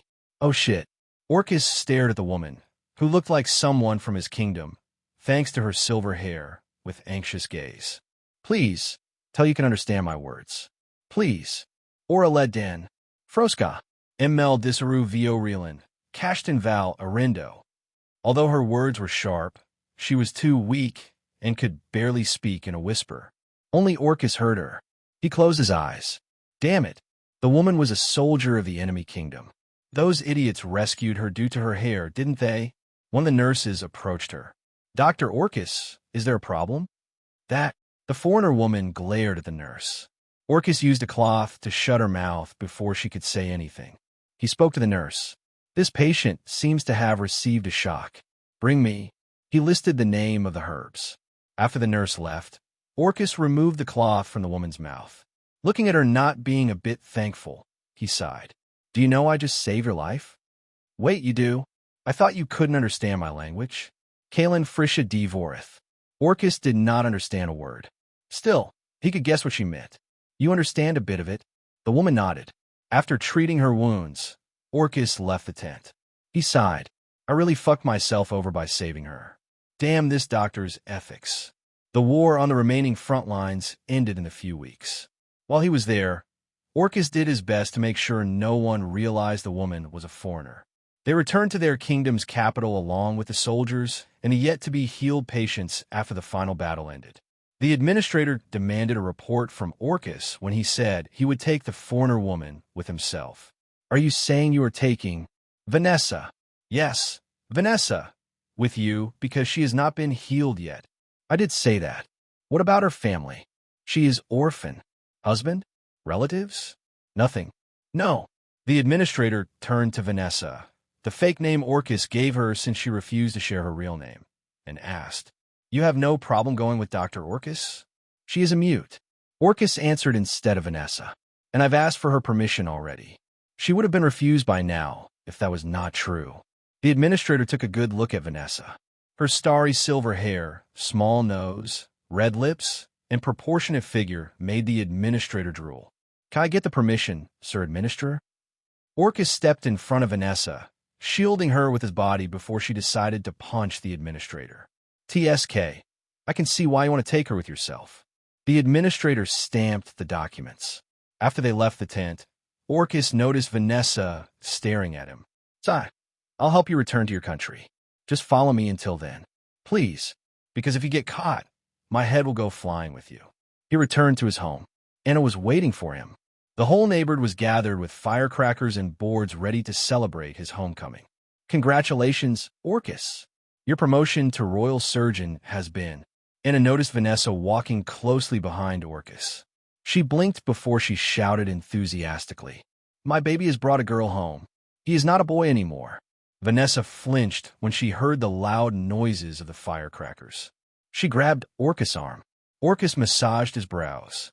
It took him a lot of time to convince his mother that he was not in a relationship with Vanessa, and she was his patient. Time continued to pass. Soon, the channels between the Hazriel Kingdom and Pangaea Kingdom were reopened. Orcus approached Vanessa's room to tell her the news. He noticed her praying to a small silver cube in her hand. A sharp pain tore through his head when he saw that cube. The cube, Quella, Vanessa, descendant. He groaned in pain. Neo's ego surfaced for a short moment. It was quickly suppressed by an unknown power. Orcus snapped back to his senses. He noticed Vanessa staring at him with concern. He pointed at the cube. "What's that? I've seen you joining your hands in front of that cube for the last year. Is it your god or something like that?" Vanessa nodded. She stared at him, as if asking why he came to her early in the morning. That. Orcus found it hard to say she could now return to her kingdom. They had been together for almost a year. Orcus would be lying if he said he did not have any feeling for Vanessa. He did not want her to leave. "Sigh, what am I thinking? She hasn't even told me her name. It's pretty obvious how she feels about me." Orcus told her he could help her sneak back into Hazriel Kingdom since they reopened the path. Vanessa was not as happy as he expected her to be. She barely smiled. A few weeks later, Orcus met an illegal smuggler and ensured the safe passage for Vanessa's return.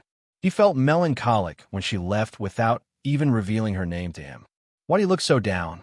Anna asked him. "Is it because that witch left?" "Huh? What do you mean by witch? She was a foreigner. Did you really think I wouldn't realize it after spending a year with her?" Orcus sighed. He finally understood why his mother suddenly stopped pushing him to start a relationship with Vanessa. "Stop thinking about that witch. Today is your big day. You are being promoted to Emperor's personal surgeon and—" Anna stretched her words as if to create a sense of anticipation. "I'm receiving an award too." "Huh, it's for being a patriotic citizen." Orcus' eyes widened. A smile bloomed on his face. "Congrats." "Yes, let's celebrate after we return from the ceremony." Orcus and Anna visited the royal palace. Today was the recrowning of the emperor after they won the war. The young emperor started with the ceremonial speech. Neo did not pay much attention until the emperor presented a small silver cube to the audience. "We have triumphed at last in capturing the spawns of the devils. Behold, this is the undeniable proof of their treachery. Before you stands the demonic tool they worship." With a sweeping gesture, the emperor pointed towards Orcus. "For helping us bring these devils to justice, I, Lysander Kingsley, the Emperor of Pangaea Empire, will be awarding the patriotic citizen, Anna Hargraves." Orcus' heart froze when he saw his mother walk towards the stage. The silver cube in Emperor's hand belonged to Vanessa. His mind connected the dots, even though he did not want to do so. He remained seated in a daze until the end of the ceremony. After its end, The emperor came to meet him and thank him for his contribution in the war. Orcus' mind failed to register the words. His feet moved after the emperor left. Orcus, where are you going? Orcus, Anna shouted. He ignored her. His feet brought him to the gallows of the royal palace. The soldiers did not stop him when they recognized him as the emperor's personal surgeon. Among the dozens of headless corpses of Hazriel Kingdom's higher-ups, Orcus easily recognized the corpse of a familiar figure. He crouched next to it. Vanessa's. Orcus' voice was unervingly calm. After receiving the confirmation, Orcus returned to his home. He did not know what he was doing. His body continued to do the daily chores like always. Anna could not watch Orcus like that for long. Why are you acting like the world has ended? Do you even know the witch's true identity? She grabbed him by his shoulders when he remained silent. She was the princess of that kingdom. You found her while she was escaping the rebels. Vanessa's kingdom was defeated due to betrayal of spies of Pangaea hidden among them. She had to hide among the soldiers since her whole kingdom was searching for her, and the front lines were the last place they expected the princess to visit. Anna's face contorted when she noticed the listless expression on Orcus' face. What kind of black magic did that witch do on my child? She broke into tears. Orcus returned to his room. He lay on his bed, staring at the roof. He didn't cry or feel sad, just empty. In the morning, he was folding his blanket when suddenly he noticed a paper beneath his bed. A letter. He opened it. To Orcus. Thank you for saving me, and sorry for leaving without a word. Are you angry now that you realize I can speak your language? To be honest, when we first met, I was ready to embrace death, which is why I spoke only in my kingdom's native tongue. But fate works in mysterious ways. I survived, thanks to you. As we spent time together, the distance between us shrank. Did you feel the same? You must wonder why I never expressed these feelings aloud. I was afraid. If I grew too close to you, I feared I would abandon everything to stay by your side. I had to return to avenge my family. But as I write this letter tonight, I find myself torn between choices. I don't want to leave you. This may sound selfish, but please wait for me. I promise I will return to you, even if it takes years. Yours, Proserpina. Orcus' tears stained the letter. If you could talk, you should have done that. Neo opened his eyes. He was back in the hall with Sphinx. How was it? You did not spend more than 5 years in that vision. Was it easier than the first one? The Sphinx was having fun. How are you feeling? Angry at Anna. Neo stared at the Sphinx silently. He opened his mouth after a few minutes. What is the question? The Sphinx chuckled. Neo did not cry. He could not cry. Not anymore. My question is, will you forgive Anna? What if I told you Anna did everything to save Orcus?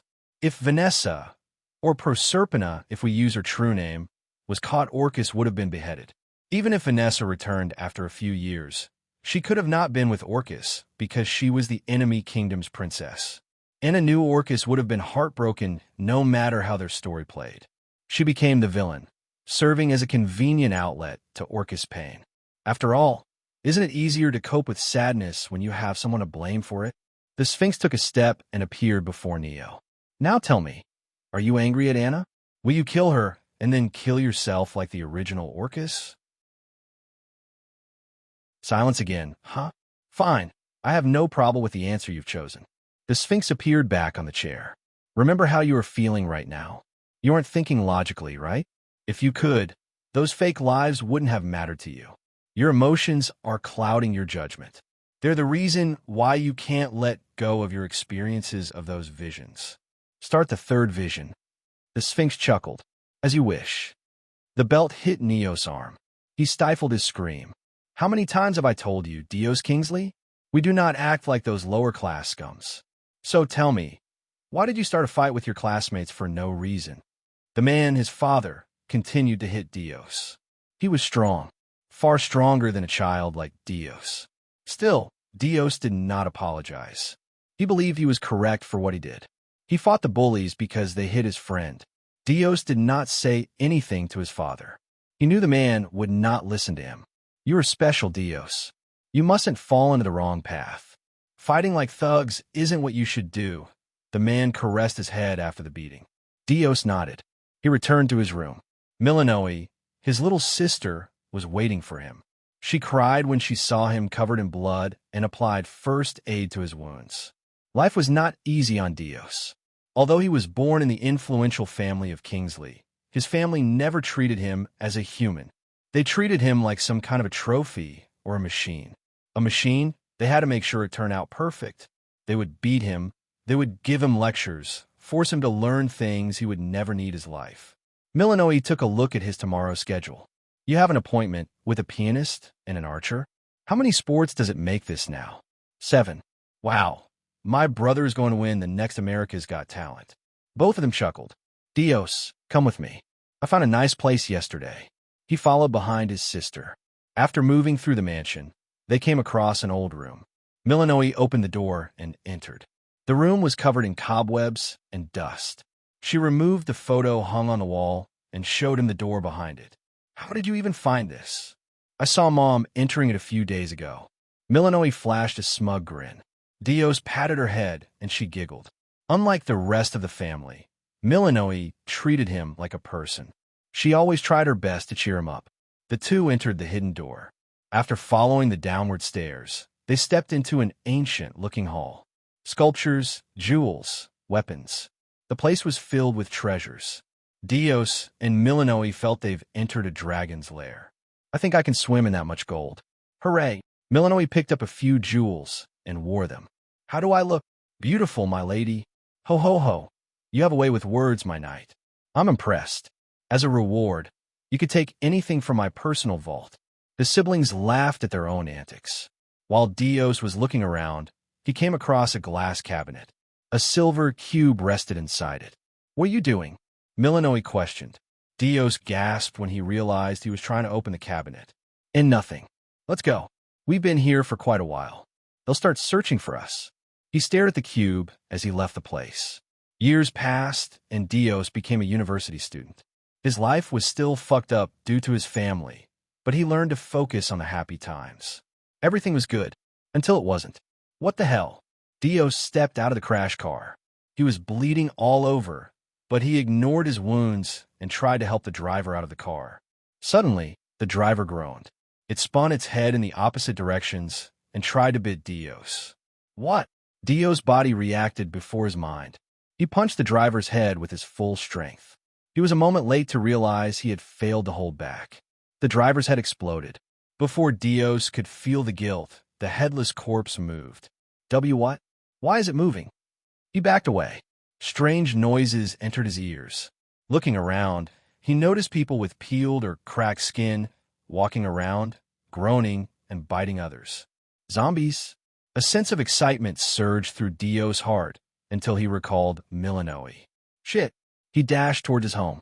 On the way, he noticed people becoming infected if just a drop of zombie blood or saliva fell on them. However, it did not happen with everyone. Dios was one such example. He jumped over the gates of Kingsley Mansion with his inhumane agility. The place was filled with zombies. Dios crushed them without holding back. Making sure he did not kill them would only waste his time. To him, his sister was worth more than all of their lives combined. Dios did not find her even after searching the whole mansion. Suddenly, he heard a shout. He bolted towards a room and noticed the photo that hid the door behind it had been removed. The voice came from there. I'm sure of it. He entered the secret vault. Milanoe was inside. A sense of relief washed over Dio's heart. She was alive. He noticed Milanoe holding the silver cube in her hands and crying. Milanoe, I'm sorry. I'm sorry. It's my fault. It's my fault. I'm sorry. I'm sorry. She continued to mutter the same words. Dios grabbed her shoulders and shook her. Milanoe, snap out of it. She turned to him, her eyes swollen from crying. I didn't know this would have happened when I touched it. It suddenly opened. I'm sorry. I'm sorry. Open what? This. She showed him the silver cube. One of its sides had disappeared, and he could see the hollow area inside. Dios did not understand what was happening. Before he could say anything, he sensed someone entering the secret vault. It was his zombified father. Milanoe flinched when she saw their father in his current state. Close your eyes, Dios said. She followed his words. Dios picked the sword from the heaps of treasures. He did not want his sister to see him kill their father, not with a smile on his face. One slash and it was over. Although the zombies were stronger than an average person, Dios had always been an inhuman freak in terms of physical ability. He never met anyone better than him. Let's go.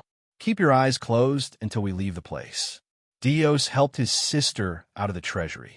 The world changed that day. Zombies, mythical beasts, monsters straight out of comics appeared.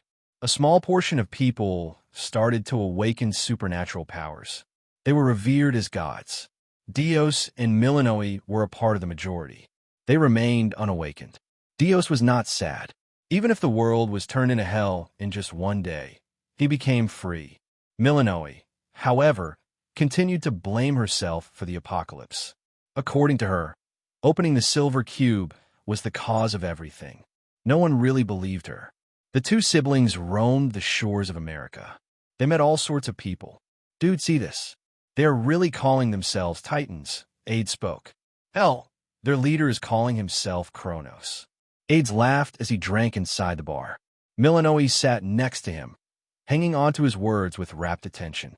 Dios sat a bit far from them since Milanoe did not like him intruding on their couple time. Damn it, she was always Dios this, Dios that, when she was a child, but that bastard stole her away from me. He downed another shot while crying his heart out. Although he did not show it, he was happy. Milanoe was overcoming her trauma thanks to Aid's help. While Dios was downing one shot after another, he picked the newspaper. The newspaper stopped printing when the apocalypse began. The Titans brought it back. It was a sign of their power, authority, and a promise they would return the society to what it was. Dios noticed a photo of Kronos on the front page. He froze. A sharp pain tore through his head. Francis. Neo's ego surfaced when he recognized Francis. Francis, Klein, and Neo were childhood friends. There was no way Neo would mistake him for someone else. The unknown power tried to suppress Neo's ego, but he held on. Why is Francis called Kronos? Neo felt like his head was being torn apart. He hurriedly flipped through the newspaper. Fuck. It was his world. The countries, the places, the people. Even if they were altered after the apocalypse, Neo still recognized them. A waiter approached him. Sir, are you okay? Why, yeah, a minor headache. Nothing serious. Dios massaged his temples. What happened to me? He stared at the open newspaper. I feel like I just had a blackout. He ignored the problem when he did not find anything wrong with him. A few months later, Milanoe announced the news to him. Aids proposed to me. We are officially going out now. What? Dios stuttered. You know, shouldn't you try to find a more capable partner? Like Aids isn't even awakened. He is. Dios, just congratulate me. Congrats. Dios never thought his life would get worse. It did. He got the news of Aids marrying his sister. Damn it. Who marries after just 3 years of dating? That bastard is tricking my sister. Dios felt like he lost to Aids. The worst part was Aids was capable of fellow. He had no shortcomings. Is she going to take Hargraves as her family name? EW. Who uses that name? Kingsley is miles better. Dios cried his heart out while drinking under dawn. He saw the photo of Aids shaking his hand with Kronos on the front page of the newspaper. His sister's husband was too successful, damn it. It was soon the day of the marriage. By now, it became Dio's habit to check the newspaper first thing in the morning. It always brought bad news, and he wanted to get over it as soon as possible. MHM. Dios led the headline. The Titans and their leader Kronos have promised to slay the one responsible for the apocalypse and bring justice to those who lost their loved ones in its cruel wake. An ominous premonition crept into his heart. Ha, that can't be possible. I'm just imagining things. His heart wouldn't calm down. I guess I'll meet them earlier than planned. Dios walked towards the house where Aids and Milanoe lived. The omnibus premonition refused to disappear. It continued to increase. Dios was running before he realized. He continued to pray for their safety. His prayers were not answered. He found their house crushed, as if it was hit by a typhoon. Milanoe, Aids. Dios removed the wreckage as fast as he could. His fingernails broke and his skin was torn, but he paid no heed to it. He found Milanoe. Dios tried to sense her pulse. Ah! A heartbreaking cry left his lips. He tried to do a CPR. Nothing worked. Milanoe was dead. Tears slipped down his cheeks, and his cries wouldn't stop. I'll kill them. I'll kill them. Golden lightning started to manifest around Dios. For the first time, he let loose. Giant bolts of lightning descended from the sky and leveled the city. Dios flicked his wrist. The wreckages were blown away, revealing barely alive aides beneath them. Did you reveal about the silver cube and Milanoe to the Titans? Would you believe me if I said I didn't? Ha ha. Your eyes are saying everything. You really do believe I betrayed her. Blood continued to pour out of Aide's injury. He did not have long to live. I guess I can't convince you in this life. We will meet again, Dios. I wonder if you listen to me the next time. Aide stopped breathing. Despite Dios' conflicting feelings, he gave Aides and Milanoe a burial together. Just as he was finished, a pulse passed through the air. This is strange. A newly awakened flattened an entire city. Kronos, having stopped time, walked towards Dios. He was inspecting the area when suddenly golden lightning crackled around Dios. Under Kronos' shocked gaze, Dios moved even though the time was frozen. Hey, Chow, I've made a promise to my sister. Dios floated into the sky. The sky darkened and condensed lightning crackled. I'll kill every last one of you Titans. Neo woke up in the hall with a gasp. The years he spent in the vision were but a moment in reality. He clutched his heart. What was that? The beginning of the Age of Gods. It was the first battle between the almighty God King, Zeus, and the Father of Time, Kronos. Neo was shaken to the core. The third vision showed him things beyond his wildest imagination. He was not in a different world. This was his world, just far into the future after the apocalypse arrived. Now, the question, did Kronos do the right thing by killing Milanoe? Before you make a decision, let me tell you Kronos lost his family, his friends who were like brothers to him, in the apocalypse brought by Milanoe. It might sound cliché, but Kronos did not kill her out of a sense of justice.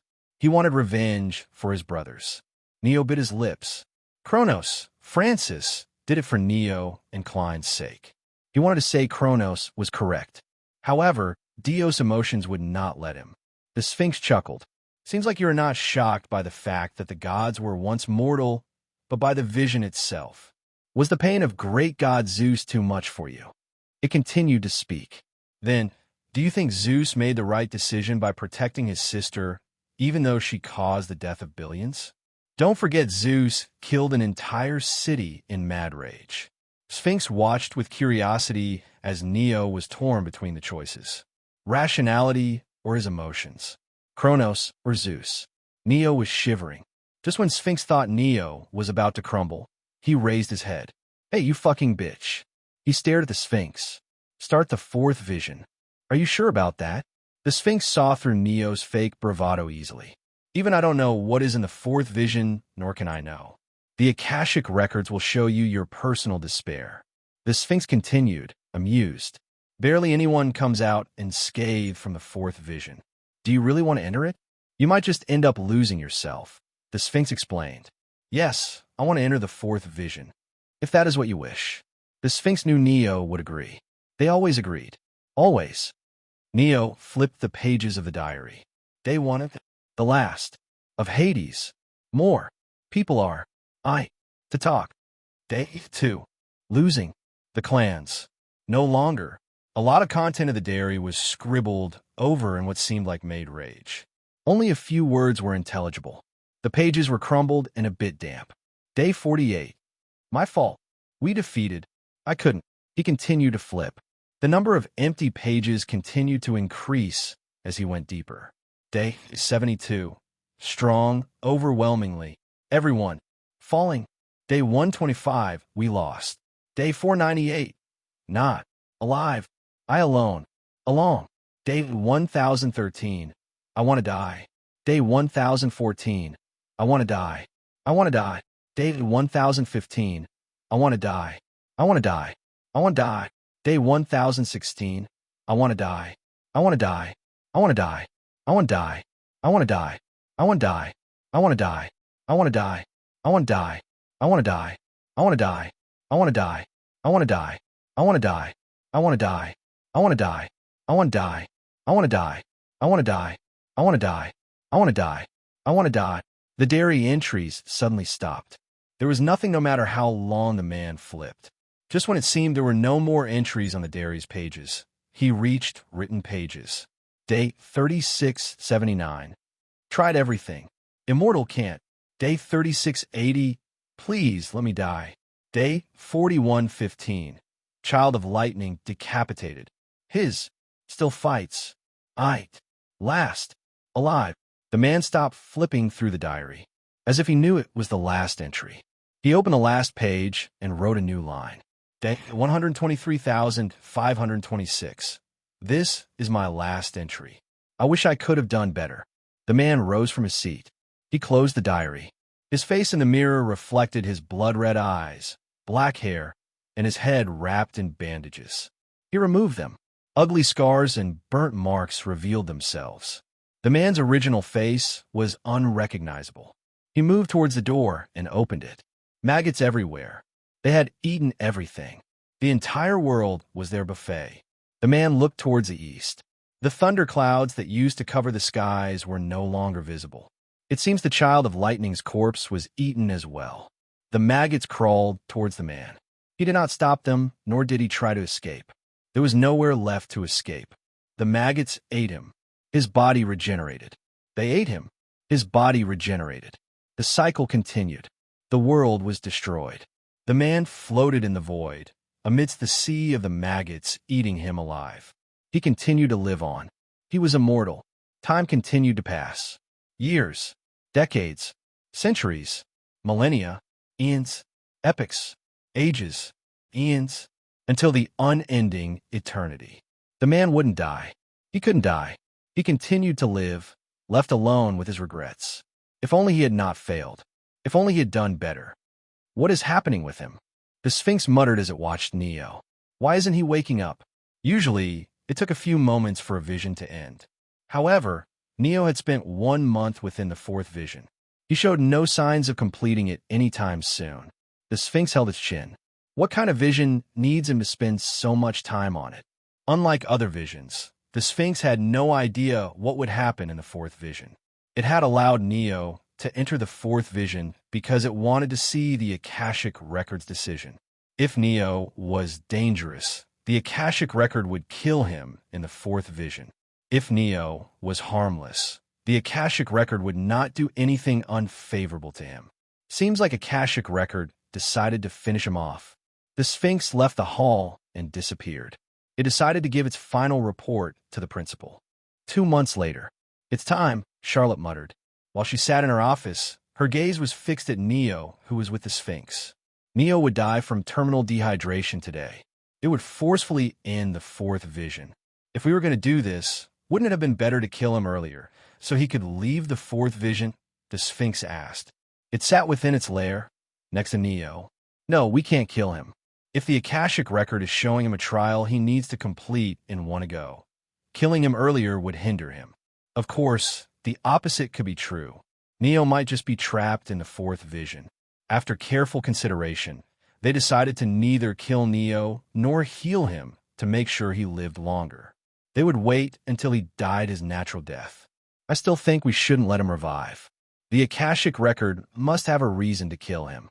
Doesn't matter. Charlotte sighed. We can't afford the consequences if he dies. The tyrant. Yes, her.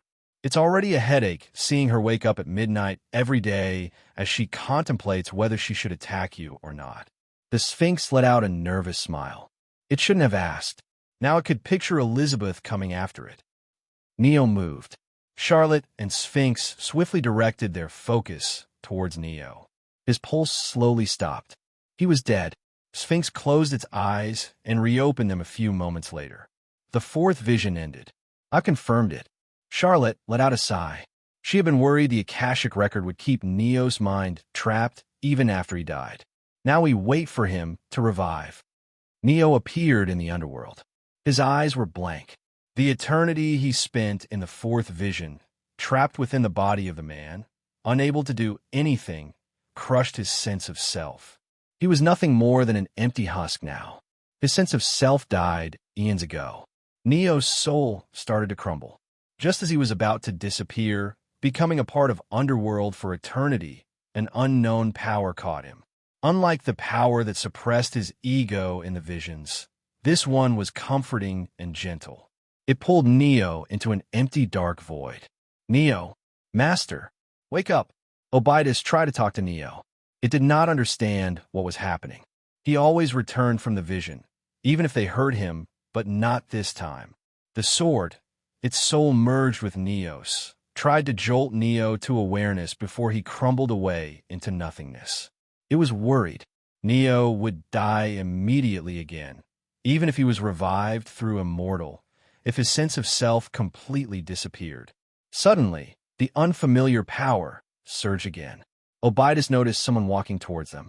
It let out a roar of auras to warn the woman. She smiled. Her steps were light. Flowers bloomed wherever she stepped. It was as if she was the harbinger of life. Obidus' aura did nothing to the woman. She stood before Neo. Thank goodness I could bring you here before you faced the void death. Neo reacted to the woman's appearance. Milanoe, he wasn't healed. His body was merely moving like a robot when it received external stimuli. It's mother for you. The woman cupped Neo's face. She pulled him closer and planted a kiss on his forehead. A refreshing energy flowed into his body. It reached the deepest corner of his soul. Neo was jolted awake. He took a mouthful of air and blinked. Suddenly, he was sitting next to a pond within a forest. The air was refreshing, the trees lush, and the water clear. It's the season of spring. Milanoe's voice flowed into his ears. She sat next to him. Neo's gaze never left the woman. Who are you? You can't be Milanoe, ouch. She twisted Neo's ear. What are you doing? That's no way to talk to your mother. Fuck you mean by mother? Milanoe died ages ago, ouch. Wait, it hurts. Okay, I'm sorry. Neo rubbed his ear after she let him go. The woman was strong. There was no way he would cry from pain otherwise. She saved me from void death too. She can't be a simple person. Neo was not very alarmed. It was clear the woman had no harmful intentions. He was thankful to her for saving him. The level of immortal was too low for it to resurrect him from a void death. Although his physical body would have been revived, his sense of self would have remained dead. Who are you? Neo asked. Sigh, my son doesn't recognize his own mother. Milanoe cupped her face in an exaggerated motion and acted as if she was sad. She waited for his reaction. It's not funny. Milanoe's face became beet red. Why you? Fine. Let's see if you can keep acting as if you don't recognize me. Milanoe's appearance changed. She transformed into Neo Hargrave's mother. You mean your mother? She read my mind. Neo's mind went on overdrive. He was about to take the stance to fight when the unknown power pushed him down.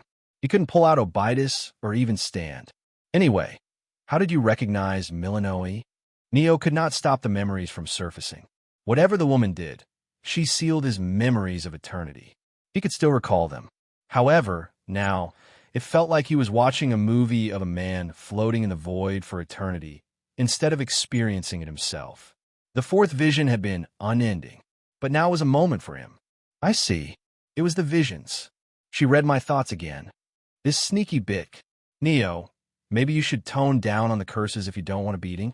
She looked at him with a cold smile. Neo unconsciously lowered his gaze. His body was afraid of that smile. His body remembered the beatings he used to get as a child, even though he didn't. Did she refresh all of my memories? That's the only way I can understand why my body is acting this way. Let's eat. She opened the box she was carrying. Eat this. She opened the basket. It had fruits, sandwiches, jam, the usual picnic setup. The woman. Mother. She corrected him. Can you stop reading my mind? And I thought Neo's mother. My mother was a human. The reincarnation that gave birth to you was a human. She continued. Stop talking like you aren't Neo Hargraves when you haven't awakened your complete memories. If you can read my mind, you should know I'm. You don't know everything, Neo. The knowledge you have gives you an edge over others, but it doesn't make you omniscient. Neo had a hard time processing everything that was happening. Let's get the facts straight. I'm Neo Hargraves, and my mother is some kind of powerful being. Not some kind of powerful being. I'm someone you know. My maiden name is Persephone. Neo froze. Persephone, the goddess of spring and vegetation? Yes. She let out a smug smile when she saw his stunned expression. You can praise me more, you know. No need to feel embarrassed. A sigh escaped Neo's lips. She really didn't feel like a goddess. I'm sure my parents were both human. Even brother said the same. We were humans. Those reincarnations were at least. Before he could ask what she meant by reincarnations, she added, let's not talk about those sad topics. I met my son after so long. I want to know about him. Neo did not understand why Persephone was sure he was Neo Hargraves. She should be able to read his memories and know he was someone from a bygone era. He was a transmigrator. He stole her son's body. You want to know about me? Neo pursed his life. I've been training since the day I awakened my god blood. He told her everything from the moment he woke up in Neo Hargrave's body. How many times he died. How many times he nearly went insane from darkness. How he struggled to keep up with geniuses who had been training since childhood. Persephone smiled. She listened to him. Neo felt the burden over his heart lighten as he spoke for hours. Good work. You've worked hard. I'm proud of you. Those words made him choke up. Neo struggled to hold back his tears. He didn't understand why he was acting like this. It's okay to cry. Neo did not cry. He chuckled. I'm too old to cry like a baby. A smile blossomed on his face. Besides, the training was not difficult. I liked it. It's the proof I'm becoming stronger. That's how I'll reach my dream and surpass everyone. Be it the hero, the God King, or father. Oh my, you want to surpass your father? Those are some big dreams. She teased him. They continued to talk. Persephone kept asking him questions about his life. Is there a girl who is showing interest in my handsome son? Why are you so thin? Are they not feeding you? Neo was an orphan in his last life. He wondered if this was how parents talk to their children. It was nice. Before long, Persephone's figure started to become transparent. She was fading away. It's time for you to return to your world. The unknown power wrapped around Neo. Knowing he was about to leave, he asked the question on his mind. Want to meet you again? Not your reincarnation, but you. He did not understand why she was undergoing reincarnations. Those reincarnations lived and died like normal humans. They had no knowledge or memories of being a god. But the Persephone in front of his eyes was different. Yes, Neo stiffened. She was lying. He understood it instinctively. Suddenly, Neo recalled the future he had read in the novel. The gods would fall. Then his father and mother. Neo. Her words cut through the ominous thoughts threatening to drown him. Your father and I've lived a long life. You don't need to worry about us. Live for yourself and be happy. That's all we want. Wait. At least tell me why you are undergoing reincarnations. I might be able to help. Neo woke up in the hall of Sphinx's lair. Damn it. He did not revive himself. Persephone sent him away. Why won't you answer me? It was obvious. A demigod like him was too weak to help the gods. Whatever was happening, Persephone did not want to involve him and put him in danger. Neo Hargraves? The Sphinx called out to him warily. What happened to you in the fourth vision? You took a lot of time. Neo exhaled. He needed to focus on the task in front of him. He stared at the Sphinx.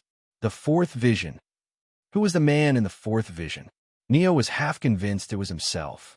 However, the Sphinx confirmed he did not exist in the Akashic records. The records could not know his future, since he did not exist in the pre-recorded timeline. It was my future, I think. But is that even possible? The Sphinx did not answer immediately. It pondered over his words. After Neo's revival, the threat of Elizabeth disappeared, and it could think more calmly. It might be a parallel world or a fake future created to target your fears. We can never know. Neo smiled bitterly. Whatever it was, the Akashic record showed him a nasty vision. Neo stood up and sat on the seat. The Sphinx looked at him curiously. What is it, inheritor of death? The visions have ended. They should have taught you about the emotions. Since you have your answers, you can leave. Neo took a breath and spoke. Quella would choose me. I wouldn't need to kill Anna, because I'll make sure Vanessa never dies. I'll propose to her before she leave and stay with her forever. The Sphinx stared at Neo in surprise. He was answering the questions it had asked. Both of them were wrong. Neo exhaled. Those are the answers to your 3 questions. Ask the 4th question now. Puff. The Sphinx covered its mouth. Its shoulders shook. It tried to stop the chuckles from bursting out and failed miserably. Aha! What's up with those answers? The Sphinx held its stomach. It laughed. It laughed hard. You answers make 0 sense. Are they wrong? No. And that's why I can't stop laughing. There was no definite answer to the questions. In fact, every answer, whatever it may be, was correct. Remaining silent was the only wrong answer. The test was easy. Still, the Sphinx never saw anyone give a correct answer. No one had ever come out of vision and answered. They all remained silent. The visions were the answer to question of darkness users like Neo. It taught them about emotions by showing them scenarios they never encountered, by showing them cruel choices that demanded one to choose between a rational choice and an emotionally driven choice. The question whether Dios was right or Kronos served the same purpose. Logically, Melion had to be held accountable for the apocalypse, but Dios, driven by his emotions, took her side. Every vision showed extreme scenarios for similar purpose. However, there was a side effect to them. People immersed too much in the visions. It wouldn't have been weird for Neo to think he was Silas and not Neo after he's spending 80 years as him. Immersion. It destroyed the sense of self of those who lived in the vision for decades. Sphinx asked provocative questions to check if the person's sense of self was still alive. It questioned Neo if Quella would choose him or Silas. Neo could not answer the question back then, because as Silas, he did not want Quella to choose Neo, and as Neo, he did not want her to choose Silas. He had become immersed in the fake persona of Silas. The same thing happened with anyone who took the test. This was why they never answered Sphinx's question. However, Neo did the impossible. He gave answers. His sense of self overpowered the 80 years of Silas, 5 years of Orcus, and 30 years of Dios. He maintained his ego. That was the only reason he could answer. Now, I'm curious. What did the 4th vision show you? Before the 4th vision, you couldn't answer a single question, said the Sphinx. Is that the 4th question? Yes, it is.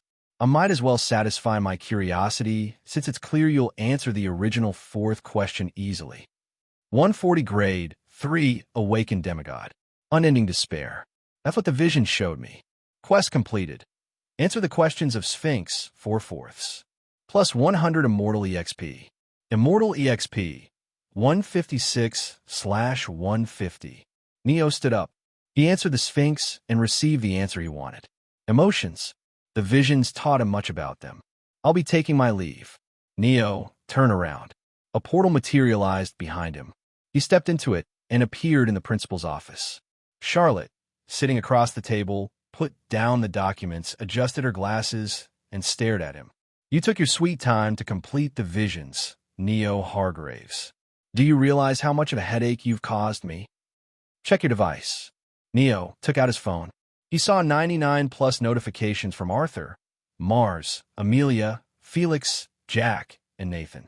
Charlotte massaged her brows. Your friends refuse to believe you were with the Sphinx for the last 3 months. Half of the Academy thinks you are on a secret mission. The rumors are wild, to say the least. Neo visited the Academy's forum. Almost every topic was about him. The divine ruler, Neo Hargraves. Click this post to find the secret behind his strength. Is Neo Hargraves more talented than Percival Solaris? What is Neo Hargraves' bloodline? Today we find out the answer to mystery. Is Neo Hargraves the strongest first-year ruler in the history of the Academy? Let's see a detailed comparison. His lips twitched. What is hell? Last time I remember I was being called a fraud and the inconsequential Zeroth. Why are they calling me divine ruler? Your mission evaluation report. The 4 words answered his doubts. S-rank mission evaluation reports were released on the official website of the Academy. Neo's performance in the mission, coupled with the fact he escaped a closed window, skyrocketed his fame. The temples, the god clans, the countries, and the media, all of them want to meet you. Day and night, I keep getting calls for an appointment with you. Charlotte's expression contorted.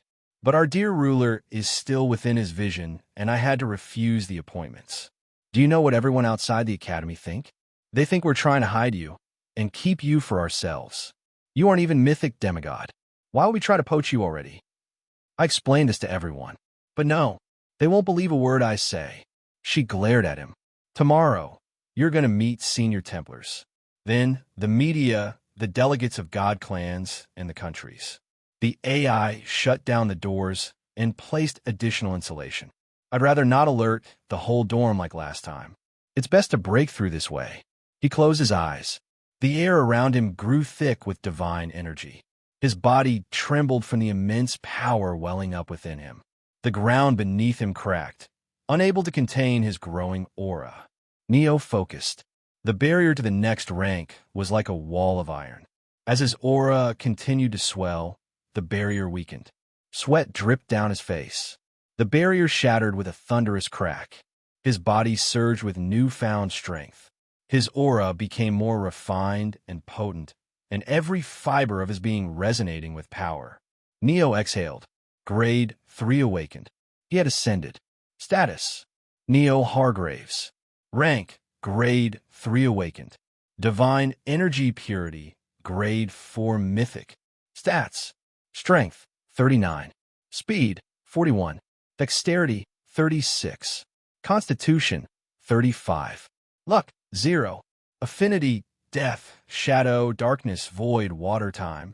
Magic Spell: Necrotic Touch, Ocean's Embrace, Essence Breath. Bloodline: Monarch of Death. Unique Skill: Death Immortal. Quest: Barbados Training, Part 1. He checked his stats. They were quite nice for a Grade 3 Awakened Demigod. What about the skill? Immortal LVL.3. EXP: 0/200. Effect: You gain an extra life every 24 hours. Max stack: 5. Just one extra stack? This fucking... Neo had to stop himself from crashing out. He sighed. Why am I even trying anymore? Neo accepted it. He would gain one more stack of Immortal at Grade 2 Awakened and another one at Grade 1 Awakened. It was better to give up on Immortal and focus on other things. There are some Paragon Demigod and Exalted Demigod who wants to meet you too. Your schedule for the next month will. No, I'm not meeting anyone. Neo added. I've lost 3 months of my classes. I can't waste another month on these useless things. You have to. Charlotte stared at him with a fierce gaze. I'm sure the Academy forbids any outside party to poach a student before they reach second year. The rules don't matter in this situation. Your case is special. It's not every day you meet someone who can fight against the geniuses of God Clan just after a month of awakening his God blood. I don't want to meet anyone, but I want it. What can you do? I can complain to Professor Elizabeth. Neo's innocent expression and his devious words exasperated Charlotte. Will you stop using Elise's name every time you are losing an argument against me? Of course not. Charlotte massaged her brows. Get out. A portal suddenly appeared beneath Neo's feet, and he fell. Neo appeared in the sky above Seraphim Hall. The fall wouldn't kill him, but it would break a few bones. How can someone as old as her be this petty? He was speechless. As he neared the ground, Neo used Ocean's Embrace and covered his body in the aura of darkness. The black flames were stronger than what he normally used. The voices spoke to him, but Neo remained calm. His experience in the visions helped him maintain his sanity. He flipped in the air and landed gracefully. The black flames absorbed the impact of the landing. Neo grinned. He could picture Charlotte looking at him in stupor, shocked to see him unharmed. My mastery in darkness has increased principle. Neo knew Charlotte could hear him, even though she was still in her office. You should have thrown me from a higher place. Neo entered the Seraphim Hall. He stepped into his room. After taking a shower, he prepared to make the breakthrough. He sat cross-legged in the training room. Seal the room. The training room word to life.